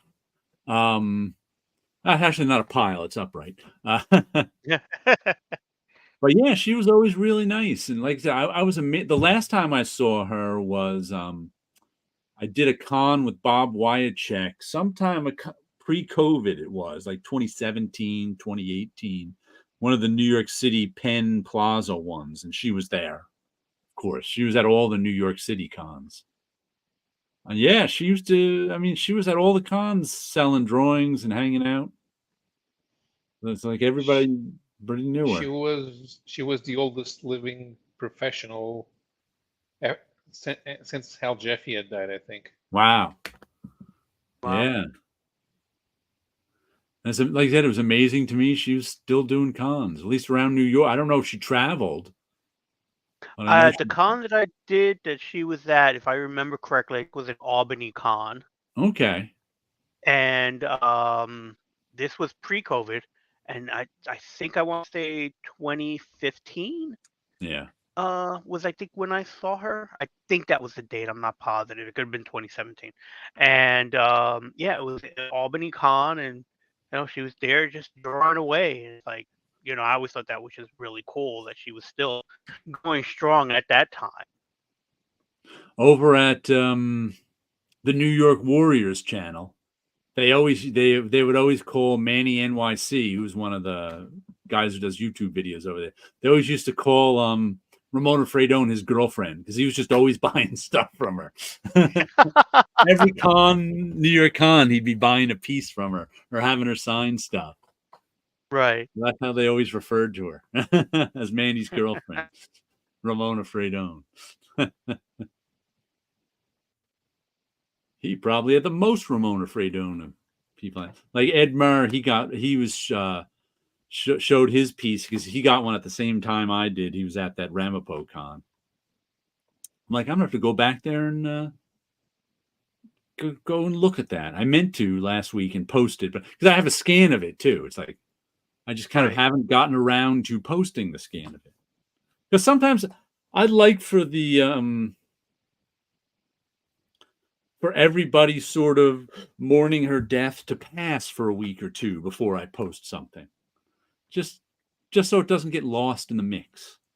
Right. I have something I particularly want to post. Otherwise, it just blends in. Now I don't know who the current elder statesman is. Yeah, who would it be? Who's So, around? Larry Lieber's around. Who's Larry Lieber's 92. Who would be the oldest person I worked with at Marvel right now? Sid Jacobson. He's still around, right? Sid, no. No, I think Sid passed last No, year. I think he's still alive. No, he died. He died in 22. Oh, he just died. I didn't realize he died in 22. I didn't realize. Let's see. Who is there? Who else? How old is Jim Shooter? I think he's not even 70 yet. Oh, okay. Everybody can think of oh, they're dead. They're dead. They're dead. Well, Uh, Sal Buscema's still alive. Sal Buscema, yeah. Yeah. Our pal Sal. Sal Buscema is 88. Yep, Uncle Sal. Jim Steranko, Eric P. I think- mentions. Jim Steranko might be a little older. Eric P. Speaking of cons, Oh, yeah. Jared Wilson, what do you know about this new one, Indie Comics Creator Con, which is next weekend in New Haven, Connecticut? I saw that one. This I is mean, I the saw ads for it in my feed, but I don't know anything about it besides what I read in ads in my feed. I think this is the first time I'm seeing the name, so I Oh, don't know okay. anything about it. I've gotten lots of ads for it in my Facebook feed. Indie Comics Creator Con in New Haven, Connecticut, which I remember looking up where New Haven was, and it was a little further away from me than I thought. I think it was all the way on the ocean. I know I didn't get an invite, so I won't be at that con. But I don't think I heard of any of the creators, so they must be real indie. The con is an offshoot of the cartoonist kayfabe fans. Well, that's interesting. Interesting. They have a tie-in with cartoonist kayfabe. So Larry Lieber's 92. Wow. So I guess he's the oldest. Trina Robbins is 85, and I've seen somewhere on Facebook that she's not doing good. Ah. Oh. How old is Robert Crumb? Robert Crumb. He's not that old. I don't think he's that young. No, he is. No, he's only 80. Ah, mere 80. I think Larry Lieber looks better than him. Larry Lieber. Let's see. I actually have a running list of the people I worked with at Marvel who have died. I don't know. I just keep track of that for some reason. How old is Jim Davis? Eric P. asks. Jim Davis. Hop a train, Jared. I would have to hop a couple of trains to get to New Haven, Connecticut. I would have to drive across the Tappan Zee Bridge to get a Metro North train to go down to Grand Central to get a New Haven, Connecticut train. Alternately, I could drive to Nanuet to take a train to Penn Station, to take a train to Grand Central Station, to take a train to New Haven. It would probably be quicker to drive the 2 hours to New Haven. Yeah, I'm thinking that same thing. You were probably better off just getting in your car, just driving up to New Haven. Yeah. 78. Jim Davis? Is that... Yeah. Okay. Ralph Bakshi's 85. Let's see. I'm going to open up maps just to see how far New Haven is. New Haven, Connecticut. Directions. From? Why does it never know where I am? Even though it knows where I am. Oh, yeah, New Haven's. Oh, it's only an hour 26. 83. New Haven, Connecticut is 83 miles from me.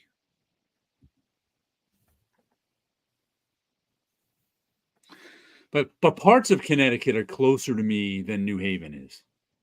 Right. I actually think I drove to New Haven once for a Billy Joel concert in the snow. It was not fun. My friend Rob was like, "You want to go to Billy Joel concert?" I was like, "Okay." He's like, "You're driving." I was driving his car. Yeah. He's like, I was like, "All right. I'm a better driver than you. I'll do that." It was a little harrowing in the snow, but not too. And those are the days. I was probably in my late 20s then. It's hard to believe now, and Wilson probably doesn't get this because he doesn't drive. There was a time, like, I had really good eyes. I still do have good eyes despite needing reading glasses, but my eyes now are probably 20/20. Back in my teens and 20s, my eyes were 10/20, which meant I could see what other people could see at 10 feet, I could see at 20 feet. So they're, fighter pilot eyes. They were really good.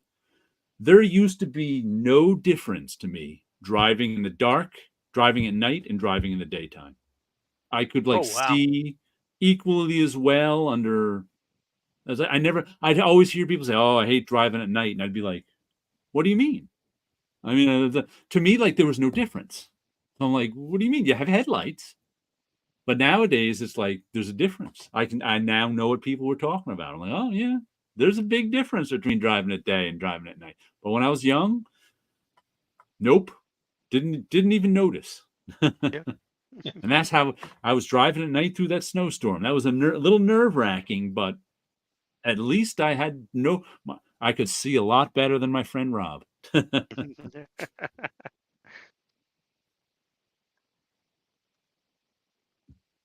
Let's see. Mercy said, I've taken a train out of New Haven for New York Comic Con or two once upon a time. It's quicker for me to drive to Albany than to take a train. Yeah, well, that's public transportation is always slower. That's just the way it works, unfortunately. I once drove from Saratoga to Albany thinking I was going to get Mike Greenwell and Ellis Burke's autographs at a card show in a snowstorm. But they bailed out, I imagine, because it was a snowstorm. Let's see, another new comic I got this week is Monstrous 49, which was a really good issue. I got to say, I enjoyed this issue thoroughly. Because after, I don't even know how many, for the last, I don't know how many issues our party of characters have been trapped on this prison planet going through all sorts of physical and emotional trials. They finally get back to, Earth or whatever is their live. I don't even know the name of their planet or whatever it is. And a year has passed. And they left in the middle of the war, and the war has gone badly for them. They're not even in the same, the lead character has been in a coma for a year. As some of the other characters, they woke up in a different place than they ended. So they had to have explained exactly how badly things have gone in the last year. And they've gone badly because of the lead character's father. So they're like, but it was just really well done, I gotta say. There was a lot of sort of catching us up on what's been going on since all the characters have been gone. And I just think they did it really well. And it's like they kind of time jumped us, but handled it really well. I mean, it was just like good stuff, I gotta say. This comic Monstrous 49 issues later, and I still really liked this. I mean, there's been ebbs and flows for me, but this is a flow. I really, really liked this issue. So I'm glad I can like this comic as much as I can like it 49 issues later. Because that doesn't always happen. And 49 issues, that's a lot of issues. And it's the same creative team, right? Yeah, same creative team. Marjorie Liu and Sana Takeda is the artist, the writer and the artist. And terrific. There's some terrific art right there. She's got this sort of fantasy fairy tale style that looks like, I'll show you a little of it. It looks like it's all pencils that are colored over. So occasionally there's some areas that are not as well defined as I'd like them. But overall, the style is pretty cool. Ooh, there's a big double-page spread of the monster that's changing the war for the worse for them. Let's see, where's some other pages? Where's a good... there's their island home they're at right now. But you can tell when they're very, fantasy-oriented art, and it's good. And this is the same team that did, hold on, if you remember this book I just got. The same exact team that put out these graphic novels, The Night Eaters, the last 2 years. That I was like, just a few weeks ago, I got volume 2 and was like, volume 2's out? I didn't even know. But same exact team, different horror story. in my to be read section of my shelf. But this is definitely one. 49 issues are out. May as well try out that first trade paperback. Does Monstrous make it over there, Paulo? Yeah, kind of. There are Portuguese editions, but most people just buy the US the US editions. Okay. There are a couple of fans. They never showed up. Of course, they never showed up in a snowstorm. Okay. I'm missing Mars's cat. Missing Mars owns a cat. Well, do we know?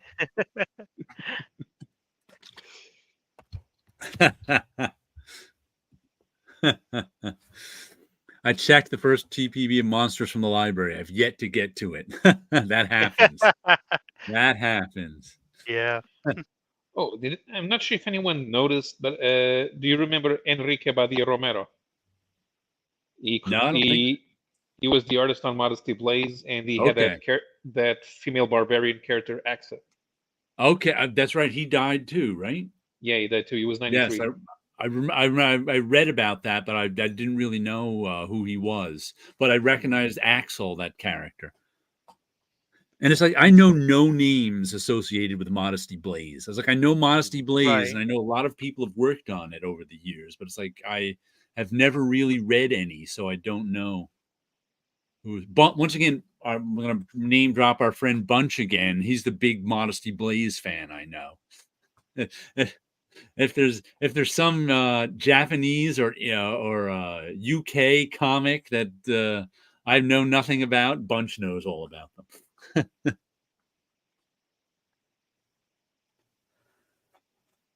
But have you read Modesty Blaze, Paulo, or Axe? No, I've never seen either.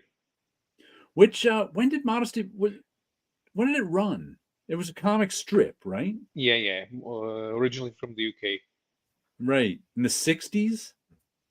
Through the 70s, I guess. Yeah, it was part of like that James Bond era. Mm-hmm.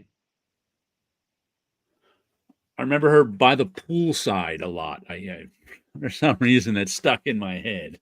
I think I've seen a Spanish language compilation of Axa. I should give it see if I can find it. Yeah, I think somebody brought that one over to the US briefly in the 80s when a lot of the like Eagle Comics was bringing Brian Boland and other stuff from 2000 AD over, but I don't know if I read much of it. No, I'm still trying to find out who the elder statesman might be, but so far I'm still stuck on Larry Lieber with 92, and I don't. He might be the elder statesman. There has to be somebody else.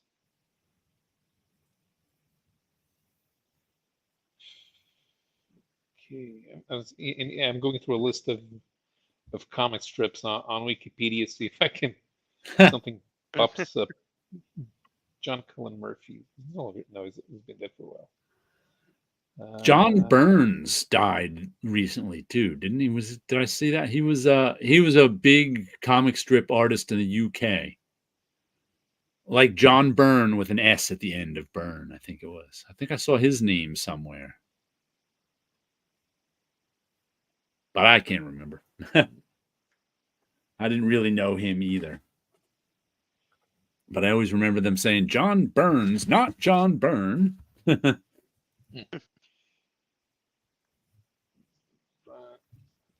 I got to tie off my what I did to bind this was every, one of these little sections is stapled together with my, old mini comics long reach stapler.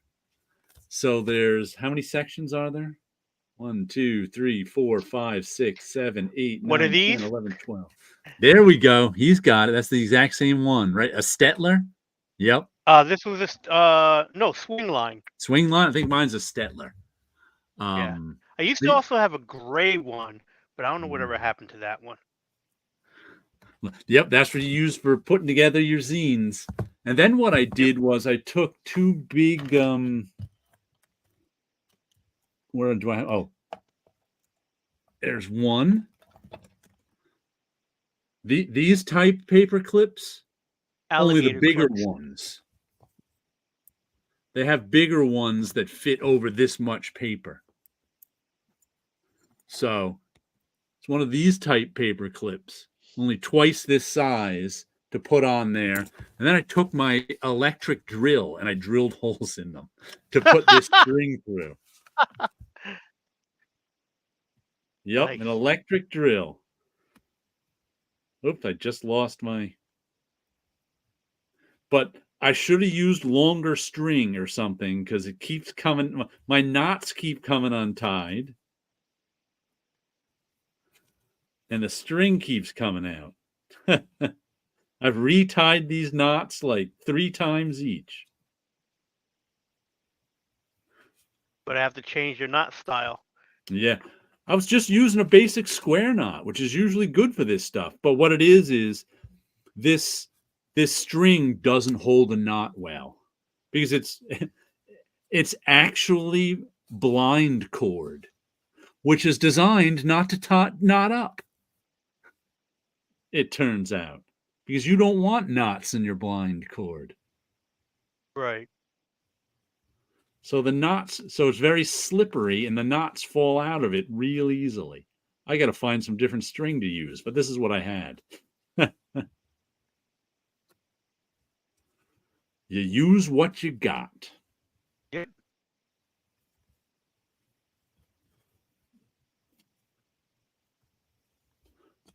Like Now, have you designed a final cover for it as well? I have a couple of ideas for the cover. I'm not sure which I'm going to use. I finally came up with the cover, got it all done, but then there was one of the interior illustrations that I thought would make a better cover. So I did a new interior illustration for that one and set the interior illustration up as a cover, but I'm not sure which one I'm going to use. I haven't proofed those out yet, too. I want to do that. So I'm not sure what I'm going to use for the cover. I also didn't proof out. I drew those 120 characters. I don't know if you remember me telling you this. At one point last summer, at one point in the book, at the beginning of like chapter 5 or 6 or something, the lead character, Nick, says, because the story takes place in 1922, I think. The book came out in 24, I think, and Nick is like writing the book 2 years later. The character in the book the narrator is writing the book like a year or two after it happened. It's like his memories of what happened. So at one point he goes, "Oh, I found a timed," and another way that this book is so relatable too is he used to commute on the Long Island Railroad into Manhattan, which is what everybody still does. Right. And there's still a conductor. He still takes your ticket tickets are on the phones now, but he still takes your ticket on the train. You're still with the same train on the same line, the same people. So it is amazing how modern it is for a book that's written in 1922. But at one point he says, "I found a list of names on an old train timetable." He wrote down a list of names of people who went to Gatsby's party. And some of them were couples. So I ended up drawing, it was about 110 names that ended up being. So I drew 110 faces to go with these names. And I'm going to use those as the beginning papers and the end papers. So that I have to prove too. But I wanted to finish this part of the design first. And then they could go into the Great Gatsby card set, collect all 110. There you go. There you go. Will you be having a photo for yourself, or do you think you'll illustrate something? I don't know. I haven't even thought about that. I'll have to see. I have plenty of photos to choose from my selfie a day. Right. I had not thought about that. Gonna have to think. And I also in making this proof version, I said to myself, I should make a little black and white version too. Like, because this is meant to be a 9x12 art book. But like seeing the illustrations at this size or whatever, I'm like, you know what? I could make a cheapo, like I have all the illustrations. I can just remake them in black and white, not just Right. turning them to grayscale. Mhm. So I can reset it up at this size and make the font bigger. And I'm like, you know what? And have more than one version of the same illustrated book. So if you want a Yeah. cheapo paperback of it, you can have that too. Oh, I think I found it. Jules Pfeiffer is still alive and he's 95. Jules Pfeiffer is still alive? Yeah. Wow. I did not realize that. All in Color for a Dime? Was that his Yep. book? Mm-hmm. Yeah, I don't know much about Jules Pfeiffer. He was Eisner's assistant for quite a while. He was mostly a cartoonist for magazines. So right. He was a rather well known and successful cartoonist. Yeah, didn't have to sully himself working at comic books. Right. Definitely. He was one of the winners. Mm-hmm. He does not have a story of Stan Lee ripping him off or trying to rip him off. Well, he worked for Will Eisner, so. Okay. But he was really young. He moved on to. He probably moved out of there fast enough. Well, it's easier because he was Eisner's assistant on The Spirit, which was first published as a strip. Right. So if you're an assistant to a strip artist, it becomes easier to create your own strip. Right. Go into strips yourself. Let's see. I've been tying that knot. Binder clips. That's what they're called. Binder clips. These things. Get some big binder clips. All I could think of was bulldog clips, which are the other type. That the other type of clip that are metal that you press down on. And aren't there also alligator clips? Yes, those are different ones too. Right. Later, peeps. Sci-Fi Friday group on Group Therapy podcast today. Okay, we'll catch you later. Missing Mars. Yep. Have a good one. What did I just get a friend request for on Facebook? And either of you guys know Orrin Phillips? He does a. It looks like top of my head. Looks like he does a YouTube. He must be a YouTube guy. Where'd that go? He does a. Because it was on his page. Dollar Bin Bandits. Dollar Bin Bandits. That sounds familiar. I think I have heard of that before. Like I said, he must have known me from YouTube. But yeah, Dollar Bin Bandits is his show. So that just popped up on my YouTube feed. I mean, my Facebook feed. Along with lots and lots of Ramona Fredone stories. Well, there's an interview with Mark Chiarello from 2 days ago. Yeah, I saw that one. Oh, there's one with Larry Stroman a week ago. Mm-hmm. Terry Kavanagh. I was just using his business card as an example. Looks like it's a successful podcast. I mean, Terry Kavanagh, just this month. So just this month, Mark Chiarello, Larry Stroman, Terry Kavanagh, Paul Levitz, Paul Kupperberg. He must know people. Terry Moore, Pat Olive, Chris Cross, Anna Seni, last month, Mike Diodato, Jeff Roven, Mike Carlin, Kevin Grievous, Paul Pelletier, Alex Maleev, Dean Aspiel, Jeff Isherwood. Dino. Francis. Yeah, this looks like this is good. I'm going to subscribe to it right now. Friar Tuck, see you next week, fellas. Sci Friday time. Okay, we'll catch you next week. Yeah. By the way, I just backed Dean Haspiel. He's got a new Kickstarter. I think he's doing his Red Hook character.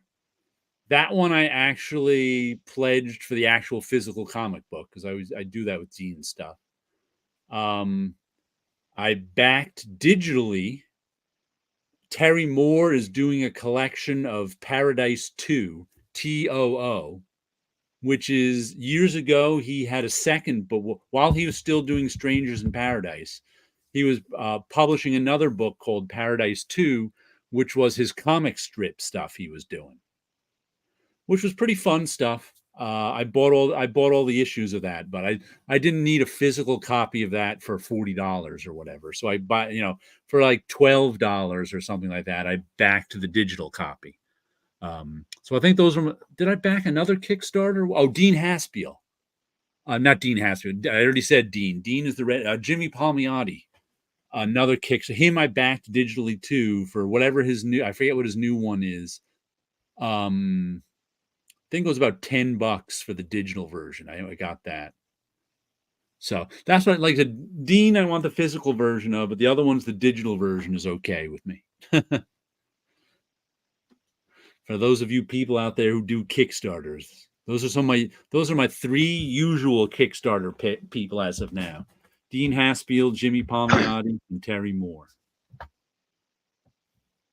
I know I received an alert from one of the ones that I usually back. My buddy JD Calderon usually has a book out, and the name of the book escapes me. That's why I'm doing a quick search to see if I can see the email that I got recently. It's funny how many alerts you can get. Yeah. So because it's Oswald is the name of the character. Oswald, okay. Because you can get an alert through Kickstarter, you can get an alert through like Dean's newsletter, you can get an alert through the last Kickstarter that you did with him.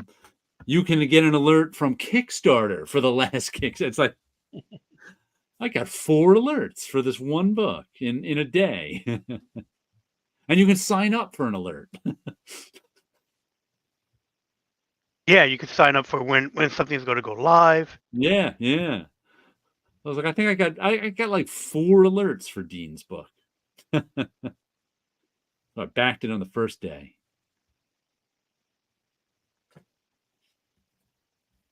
And I got an alert on Facebook from him. From like, I think there was like the Dean Haspiel cartoonist and the Dean Haspiel his personal page. You post on both of them. Like, lots of alerts. Alert.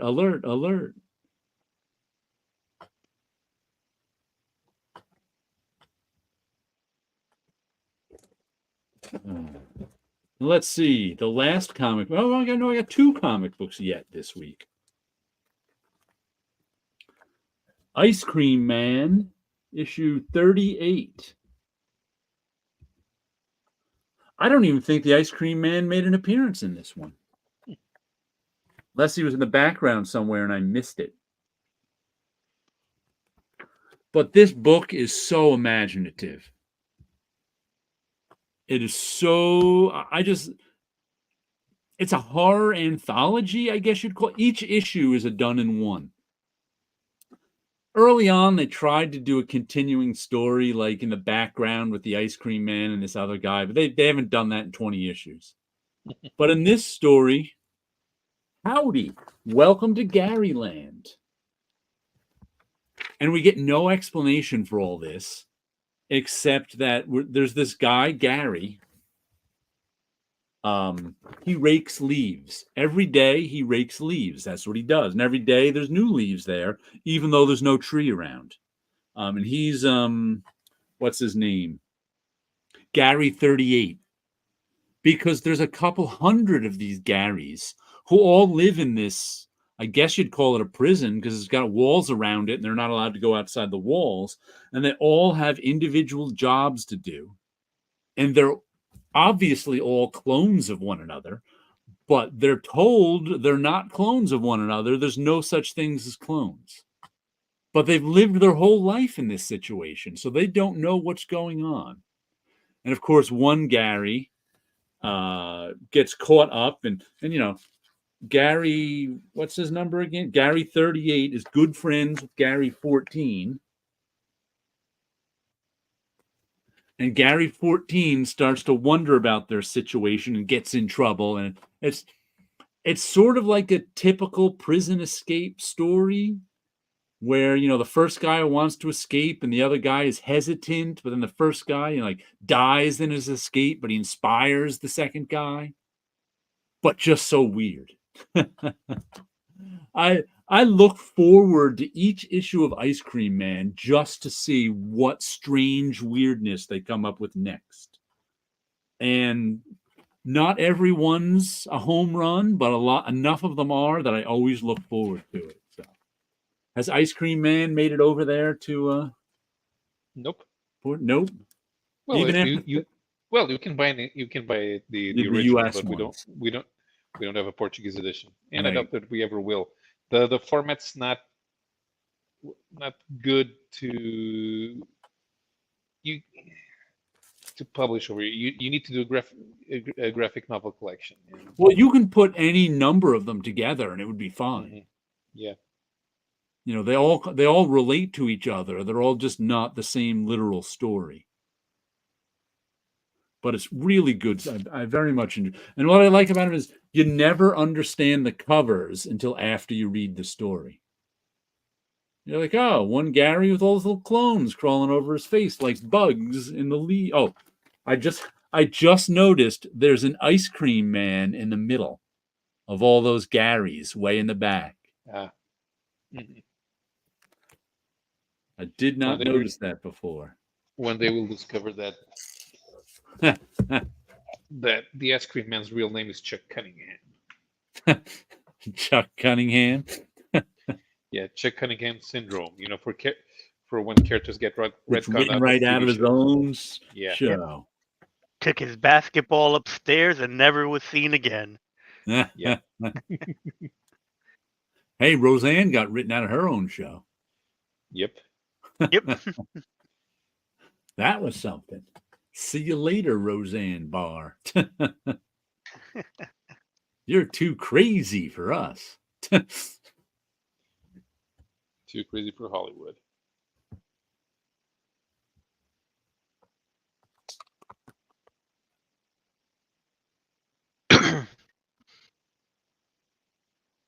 Have you read anything lately, Paulo? Not this week. Not this week. Oh, here, I forgot to mention this. I just finished reading the book, A Confederacy of Dunces. Have you heard of that one? No. I've always heard of it. I can't remember who wrote it. John Kennedy something. He was a guy. He was like an English professor. He wrote this book in the late 60s, I think. Couldn't get it published. Had mental health problems, ended up killing himself in like 1971. And his mother bought the book all around trying to get it published. Eventually, she got it published in, I think, 1980. And it won the Pulitzer Prize for Literature in 1981. So this is a really famous book. I've always heard of it, and it's supposed to be a weird, funny book. But my main takeaway from it is now I know where they got the comic book guy's personality from in The Simpsons. The comic book, the lead character in the book is Ignatius J. Riley. Takes place in New Orleans, and he's this weirdo, outsider, chubby, overeducated guy. And for his overeducated, I mean for his station in life, because I think he's about 30. He has a couple of degrees, but was never able to get a job fitting in anywhere. So lives with his mom in New Orleans, and everybody talks in weird slang and dialect all around. It's like the the whole book, a lot of it is written in the sort of different New Orleans dialects and stuff.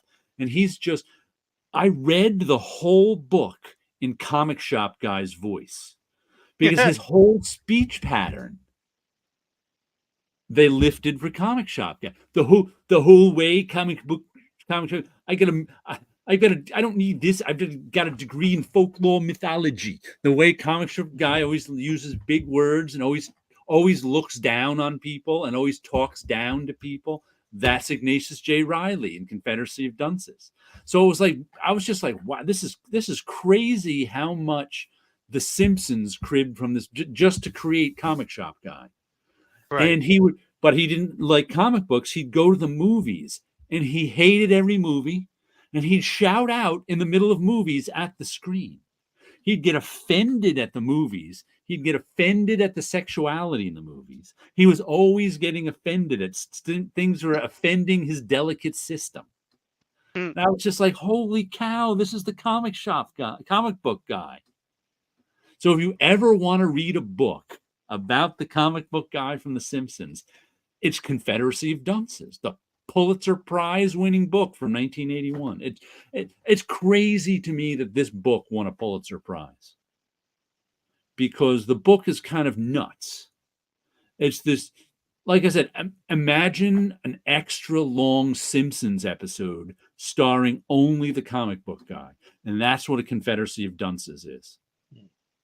And everyone around him is equally as nuts as he is. Right. Just in their own way. Nice. So I was like, wow. And it's a long book, too. So there's lots of adventures this guy goes on. He leaves chaos in his wake everywhere. Much like the comic book guy. It's just I just never knew that. I never heard anyone like I said, this is a famous book. It won the Pulitzer Prize. I've heard of it all my life. I've just never read it. So it's amazing to me that I've never heard anyone mention, and it's so obvious to me that that's where they got comic book guy from. So I find it amazing that I've never heard anybody mention that. It's like, I can't be the only one who noticed this. Right. It was so obvious. So it's strange to me that I've never really heard it mentioned. I'll have to go and read the comic book guy's wiki. See if anybody mentions it on that. They have to. Well, like the Confederacy, and it's funny. I posted about it on my Facebook page today, and at least 3 or 4 of the people who posted were like, "I couldn't stand that book. I couldn't make it through it." I'm like, no, I can understand that. I loved it, but not everybody likes hanging out with weirdo outsiders. Right.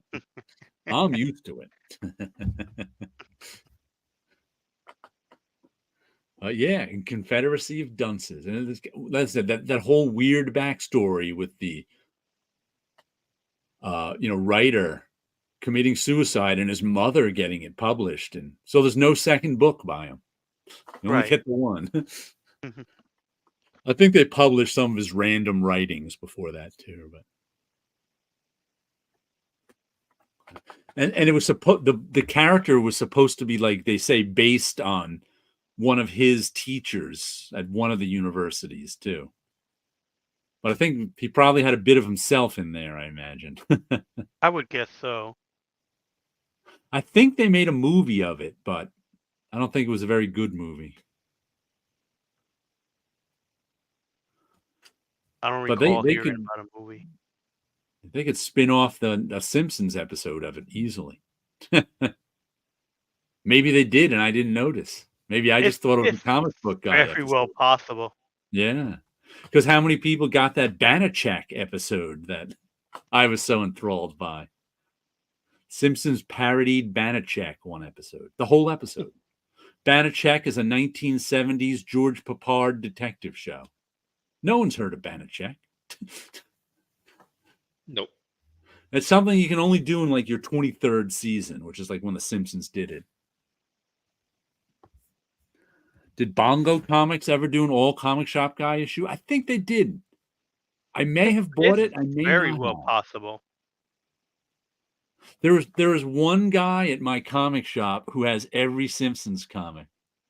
We were just discussing that one week. I'm like, wow, it was just one he bought issue after issue and has them all. Because I would buy the Simpsons comics every now and then. Do the characters who disappeared from the show appear in the comic? Yeah, I think they do. Like Lionel Hutz? I think they do. I think I remember that happening. And I got that Treehouse of Horror collection trade hardcover, but I haven't read it yet. Story of all of us, right? I got this, but I haven't read it yet. I have the Kirby Homage issue, and that is it. Yeah, I've got maybe a dozen Simpsons comics. I would just buy an issue here and there. Yeah, I got some early ones when they were first being published. It was like I was picking them up, and I'm sure I got the crossover with Futurama and a few Treehouse of Horrors here and there, but never really like a steady run of them. Where is it? It's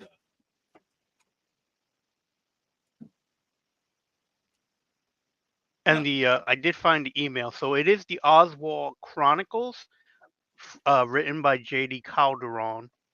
So I know J.D. for years because his wife went to my high school, so I've known them forever basically now. And so he does Kickstarters, and he has this character, this mouse that can do magic named Oswald, who started off as like a regular house mouse, but from his brood, he was the only one that like was interested in humans, and he learned how to read and actually like learn to be with humans. And the one human he was that kind of treated him kind of like a pet, but more as a friend, was this sickly girl. And then when she passed, it made him angry because it was like one of those preventable deaths. And through the course of the story, you find out these creatures would appear and like would be taking the life force energy off of the girl. That's why she was always sick. And humans couldn't see these creatures. I think they were trolls. And so he kind of made it his life mission to go after them. So he ended up learning magic, and through the course of the story, you find out about more of these creatures. It all takes place in New York City, and he basically is trying to avenge this girl, and it's just more and more stories coming out over the years. So this newest one is called the Oswald Chronicles. It broke free and couldn't read TP, and he's going after warrior gnomes near his home. Was there an Oswald Rabbit? Yes. Oswald the Rabbit was before Mickey Mouse. It was the more popular cartoon series that Walt Disney did for another company, and that other company kept it. And then more, and not recently, but eventually Disney was able to get it back on a trade of something on ABC. Basically, a football. Whoever owned the football team traded Oswald for, I think, a TV spot or some crazy thing like that. So Disney now has Oswald back in their stable of characters. Okay, I knew the name sounded familiar. I just didn't know where from. And I thought my Simpsons book was right back there, but it's not. I wonder where it is. It's on some other shelf somewhere. Now that you have the new printer, do you have new books on the printer? Yep, I do. I'll show them in next week's haul. Sitting on top of there. What did I have last week? I had a Ms. Trees Thrilling Detective. Matter of fact, I didn't realize I picked them. I had 2 Angry Women covers with death on them. I had a Ms. Trees Thrilling Detective, Ms. Tree comic. I forget which issue, 38 or something. And on the cover was her at her father's funeral. saying, this isn't my father's funeral. It's whoever the villain was, whoever the gangster was, funeral. And then the other one was like Avengers 116, which I didn't even remember. I think it was a Rich Buckler and Joe Sinnott cover. And it was the Scarlet Witch holding in the middle of the street, holding dead Vision in her hand, going, "I will get my revenge on the world for killing the Vision." Like, whoa, a dead father and a dead husband covered. Yeah. Women in refrigerators weren't always women now, were they? Nope. Pretty common to kill a family member to motivate whoever was needed motivating.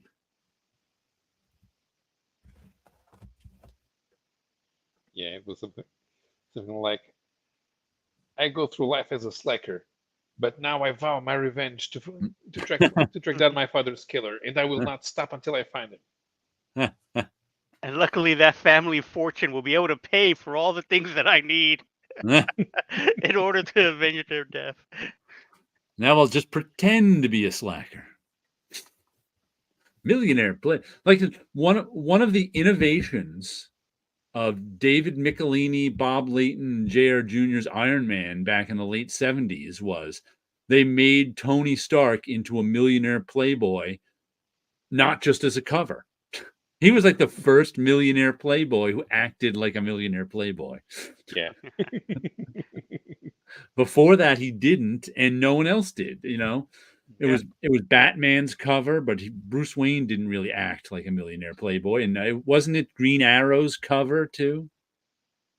I know Green Arrow was a millionaire when he started, but then he became kind of like the traveling the world and right. That was when he was denouncing his I don't even know if he still had his fortune at that point. The Green Arrow was the Green Arrow was a regular character in backup features, going back to 1941. Okay, and he was never relevant ever. So he was a millionaire for a very short time during the Silver Age until they finally recast him as the Bleeding Heart liberal. Yeah. That's another facsimile I just passed up. DC put out the first appearance of, what's his name? The Black Green Lantern? John Stewart.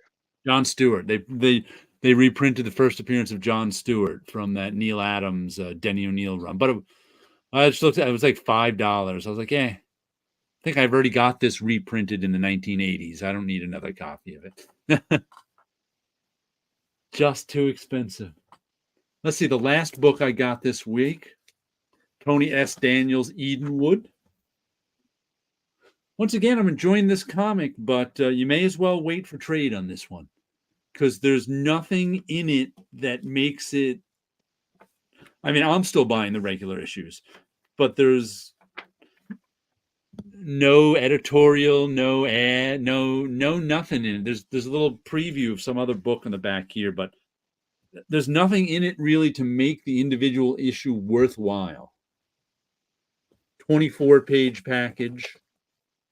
If anybody, like I said, I like reading it issue by issue, but this one really makes me go, why do I do something to make me buy the individual issues? Come on, give me some effort. But the story itself is good. It's a fantasy story about this Edenwood is just these woods, magic woods that are growing and taking over Earth. And parts of the United States are still clear of it, but these people want it into the woods. And this issue, I guess it was the end of the first story arc because they resolved around a little stuff, but then they gave us a cliffhanger at the end, something to kind of look forward to. And they're like, these people, our main heroes of this story, are fighting for the wrong side, some people said. Who knows what that means? We'll have to see. But it's been pretty well. I've been impressed by Tony S. Daniels' writing. I like his writing better than Scott Snyder's writing with Tony S. Daniel on Nocterra. I have to say. So I wonder if they're taking a break after if he's taking a break after issue 5 or not.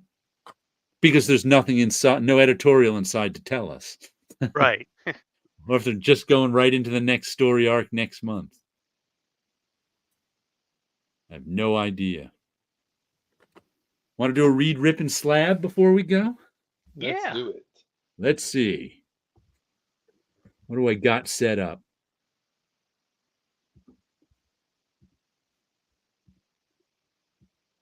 Ooh, let's go to that banner year 1986. And not the banner books. Well, Dark Horse Presents maybe. We've got 1986 September DC Marvel Dark Horse. Green Lantern Corps 207. New Mutants 47. Dark Horse Presents number 2. The only one I have and have read of those is Dark Horse Presents number 2. I would have gotten the New Mutants. I was almost out of New positive Mutants I by have then. that. And Green Lantern Corps, I would have been reading that book. Hold on. Did Green Lantern Corps take over the numbering from Green Lantern? Yes. Wow. Imagine the days when that was seen as a good idea. Well, in this case, it wasn't much of a name change.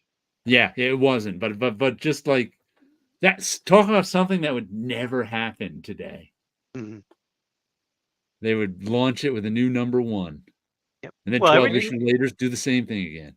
So in '86, and it has the Legends crossover cover. So that's during After Crisis. So that would have been the relaunch of DC. So they would have done a Green Lantern number 1, and that's probably why they switched the core to keep that numbering system. Because most of the other books at that time period went to number 1. So Wonder Woman relaunched, Superman relaunched. A lot of the other titles have relaunched, so I could see them. Hadn't Superman already relaunched? When was the Burn Superman? That was after Crisis, I believe. That was after Crisis? I believe so. Jeez, I don't even remember. Yeah, because Legends is really what launched, if I remember correctly, what would have launched the new Justice League. Because it would have been leading up to that. What was that? And Suicide Squad too. And Suicide Squad? Okay. Mm-hmm. And Let's see what Kid Goblin's going to do. Introducing Captain Marvel to the DC universe. Tit Goblin's going to slab mutants, read concrete, rip lantern, dolphin, little pink concrete. Eric P's going to slab the new mutants, read concrete, and rip GL core. No one likes that GL core. Everybody's reading concrete, slab new mutants, Barry Windsor Smith cover. Ooh, rip Green Lantern, dolphin, guy flying on new mutants. Oh, that's Cannonball. Cannonball. Eric P, change one of the Green Lanterns to a dolphin and flamingos on the bottom border of Dark Horse Presents next to the figure holding the sign. That's the little pink concrete that who's it gonna Tit Goblin was gonna dolphin. I'm going to slab concrete. I'm going to read Green Lantern Corps. And I'm going to rip the New Mutants because it's a Barry Windsor Smith cover. Because of my run-in with Barry Windsor Smith's art rep. It's even a homage cover. It is? Which one is? The Fantastic Four? Yeah. Oh, yeah, it is. Okay. It'll take more than ropes to keep Mr. Fantastic out of action. Who tied him up in those ropes? There's the untold story. They never tell you. Mm-hmm. Never. I think it was one of those people in the background because you had a couple of cops back there and some people. And why would they dump a man who's tied in front of a rampaging monster? I think Reed Richards had too many cocktails and they tied him up. They had to slip him a Mickey to get him tied up. Yeah. Otherwise, he would have slipped out of the ropes right away. It was that time period where they were showing off their powers, and he probably was in the middle of the street going, "Tie me up, tie me up! I bet you I could get out of this." And that's how he was making his money. He was doing these Putting parlor on a tricks, show. putting on a show. I Getting can some get out of money any on there. ropes you tie me in. Now let's see. Let's see. What about a dolphin? See, it'll be easy to dolphin one of the Green Lanterns and it'd just be a dolphin Green Lantern. Who But doesn't want one of those? Yeah. But I think I would replace the concrete logo with a dolphin so it looks like it's leaping over that mountain that looks like He's replacing concrete. the logo. Whoa. Replacing the logo with the dolphin flying over.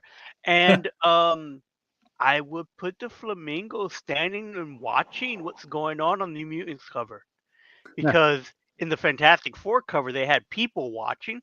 There's no people here watching, so I'll have the flamingos. There you go. They're watching then what's going on. Asking why, is that Warlock or Warlock's father?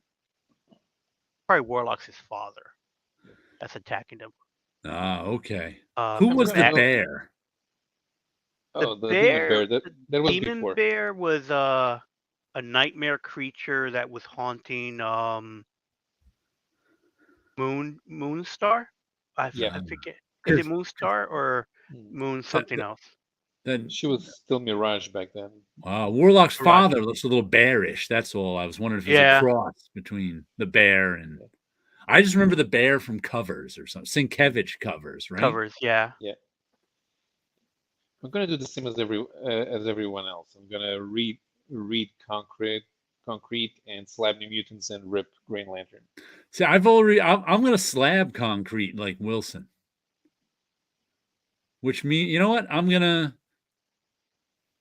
once again I'm gonna rip Green Lantern because I think I can rip it in half right between his legs, and that would be funny. Which means I'm gonna be reading the New Mutants. Who wrote that issue of the New Mutants? Is that Louise? I think it's Louise by now. Yeah. Okay, she was decent writer. And who drew what? Sienkiewicz wasn't on it yet, right? I don't think Sienkiewicz was there anymore. I'm not sure if Brett Blevins had started. That might have been Blevins, although Blevins was doing his own covers. But then again, and Terry Shoemaker was used as a frequent fill-in on New Mutants and X Factor at the time. Okay, I think the cover for Green Lantern. I want to say that's Byrne, but I don't think it is. I'm going to replace Guy Gardner with a dolphin because I want that dolphin to be kicking some Green Lantern ass. Joe Staton was the regular artist on Green Lantern at the time, and I think Bruce Patterson was the inker. And the flamingos are going to go on the top of the cactus in concrete. Nice perch for them to look out at. I am going to dolphin. 62 Lifty Blues says New Mutants cover art by Barry Windsor Smith. My Heart for the Highlands. Script by Chris Claremont. Pencils by Jackson Geiss. Inks by Kyle Baker. Ooh. I just started reading Why I Hate Saturn. Speaking of Kyle Baker. I'm only a little ways into it, but I haven't read that since it came out, I think. I always wanted to read that.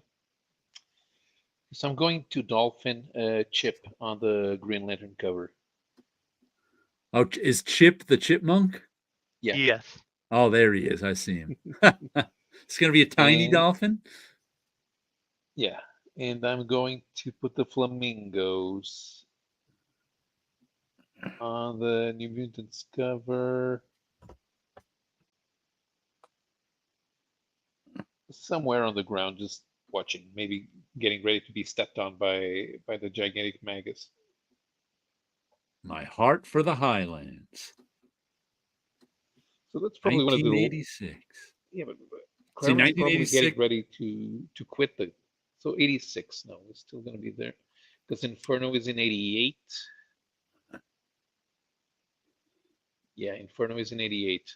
But 86 is when Watchmen came out, right? And Dark Knight.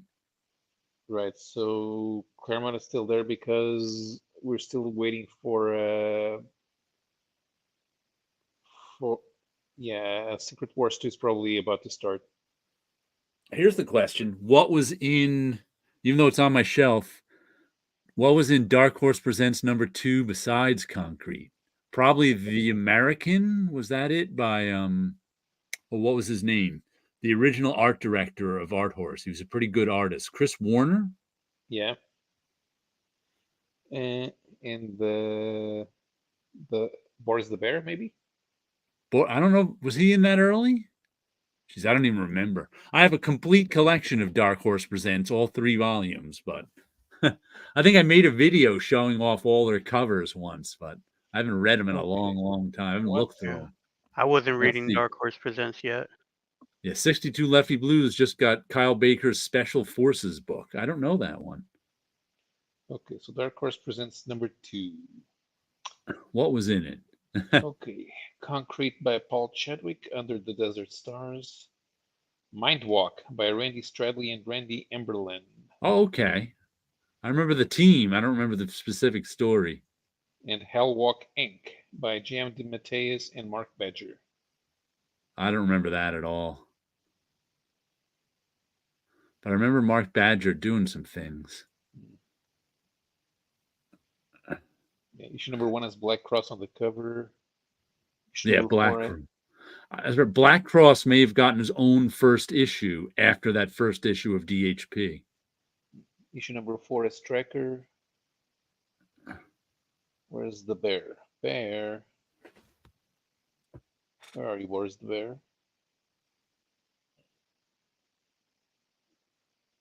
Where's the bear? Did appear in Presents before he had his own comic, right? I don't remember. I always remember Boris having his own comic. I don't remember him even being part of like Dark Horse. Yeah, there are no covers here. You know who had a really early appearance in Dark Horse was the Goon. I think he was in Dark Horse 100 or something like that. I didn't even Eric Powell's the Goon. I didn't even know that, even though I had the issue and read it, because I don't think I'd seen the Goon for years and years and years after that. And it was Right. only like 5 years ago I discovered Eric Powell's the Goon was that old. I was like, oh. I think one of his earliest appearances was in DHP 100 or something like that.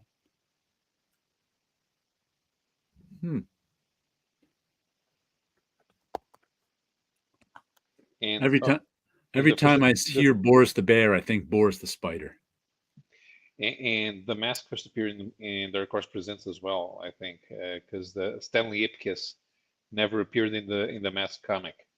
Right. Because he died in the first story. Sin City first appeared in Dark Horse Presents, right? Yeah. Yep. Though I think are any issues of Dark Horse Presents actually worth anything? I never see anybody pick them. I think the only Dark Horse Presents things I ever see on YouTube that people have picked up are the Aliens and Predator ones. And that's it. I would imagine the Hellboy ones would be worth something, but I don't know. I never really gone looking for, what those back issues of Dark I'm just Horse going go by for. what I see on like YouTube or something when I'm watching comic book videos. Sometimes I see like the same things over and over. Sometimes I can tell when something's gotten hot. By the way, I didn't know. Did you guys know that Ultimate Spider-Man #1 got really hot? The one from just a couple months ago. Yeah, for some reason that just has been hot lately. Don't know why. Yeah, It's like all of a I didn't pick sudden, it up myself, but it's like they're on a couple of printings of it already as well. yeah. My LCS said that they ordered like 10 copies of it from people who pre-ordered it. And that was about it. And all of a sudden everybody wanted it. I was like, whoa. And I was like, which Spider-Man is it? They said It's it's Peter Peter. Parker. It's Was Peter it? Is it? Parker, but he gets his powers later in life. So he had grown up. He married Mary Jane. They had a couple of kids, and then he got bitten by a spider. Okay, so this new Ultimate Spider-Man is a completely different timeline than we've ever seen before. From what I understand, yes. I never read it. It's just that I only read the like the synopsis of what was going on. That is it's taking place in the Ultimate Universe.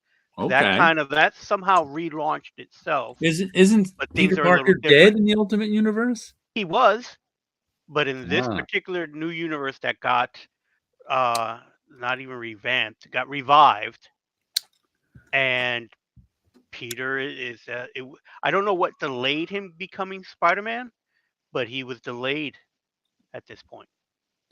The question is, will the upcoming Ultimate X-Men be hot? The answer to that is no, because everybody has already pre-ordered it. That's what my LCS owner said. No one's looking for that. Everybody's pre-ordered that one. It's not going to catch anyone's by surprise. So I don't think it'll be hot. Alternate timeline, and Peter doesn't become Spider-Man until he's in his 30s. All right. Bob the Alien was the reason I bought Dark Horse Presents. I love Bob. I remember that guy. Now I forgot. Bob the Alien. Huh. I completely forgot about him until you just mentioned him and he popped up in my head. And yeah, Boris the Bear debuted in his own comic. Okay. I think I got Boris the Bear #1. He was part of that, black and white explosion of 86 or so. Yeah, I remember him being from that explosion. Oh, hold on. I just remembered this pop. We have to see if it glows in the dark.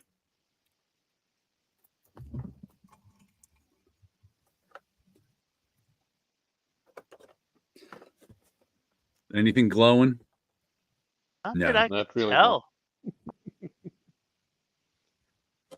Doesn't look like Nothing that I could tell. The I think they sold you a dud. The eyes, no, they're just gold. Those eyes. They're just gold, yeah. Huh. No wonder why you were able to buy it for so inexpensive. It doesn't actually glow. False advertising. Oh well. You know what's funny? I have this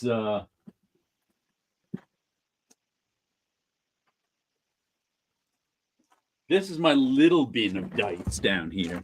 That's on top of my big bin of dice. But in here, I don't know, there's a dozen or so glow in the dark dice. So when I turn all the lights off at night, sometimes I look down there and get startled. I'm like, what's that? Oh, they're glow in the dark dice. I have I'm not sure where it is right now. I have a cup and saucer that has like a Native American drawing on it. I got it from something. And I had used cup for a while for just holding my pens and or my brushes. I used to hold my brushes in it and did not know at the time that whatever material it's made out of it glows in the dark. And same thing like you. One day I turned off the lights in the studio, and because I was working late one night, and it's like, all right, it's time for bed. Started turning things off, and this cup full of my brushes and the saucer underneath it was glowing. I hope it wasn't radium. No, I don't think it. Well, I who knows? I don't drink from it or anything like that. I just had it because it was like a cool design, a Navajo design that was like, all right. And it was more of a recent creation. It wasn't like an old thing. It was like you know for sure it's not radium. Leftover right, radium cup. right, exactly. So it was like this thing glows. That's pretty neat. But it was like a nice little surprise. Out of there. Bob the Alien, those showers are hooked up to the toilet. It's why he thought his girlfriend got mad when he flushed the toilet when she was in the shower. Why is she mad? Oh, that's right, the piss. I haven't seen that in ages. Oh, well, we should sign off and let Paulo get to bed. Oh, yeah. Tomorrow I have a 10-hour race that I want to watch. Ah, cool. Very the nice. opening the opening round of the World Endurance Championship. It'll be endurance for you too, watching. Of course not. I love it. All right. Everybody go have a good night out there. Have a great weekend, everybody. Take care. And we'll catch you next time. See ya.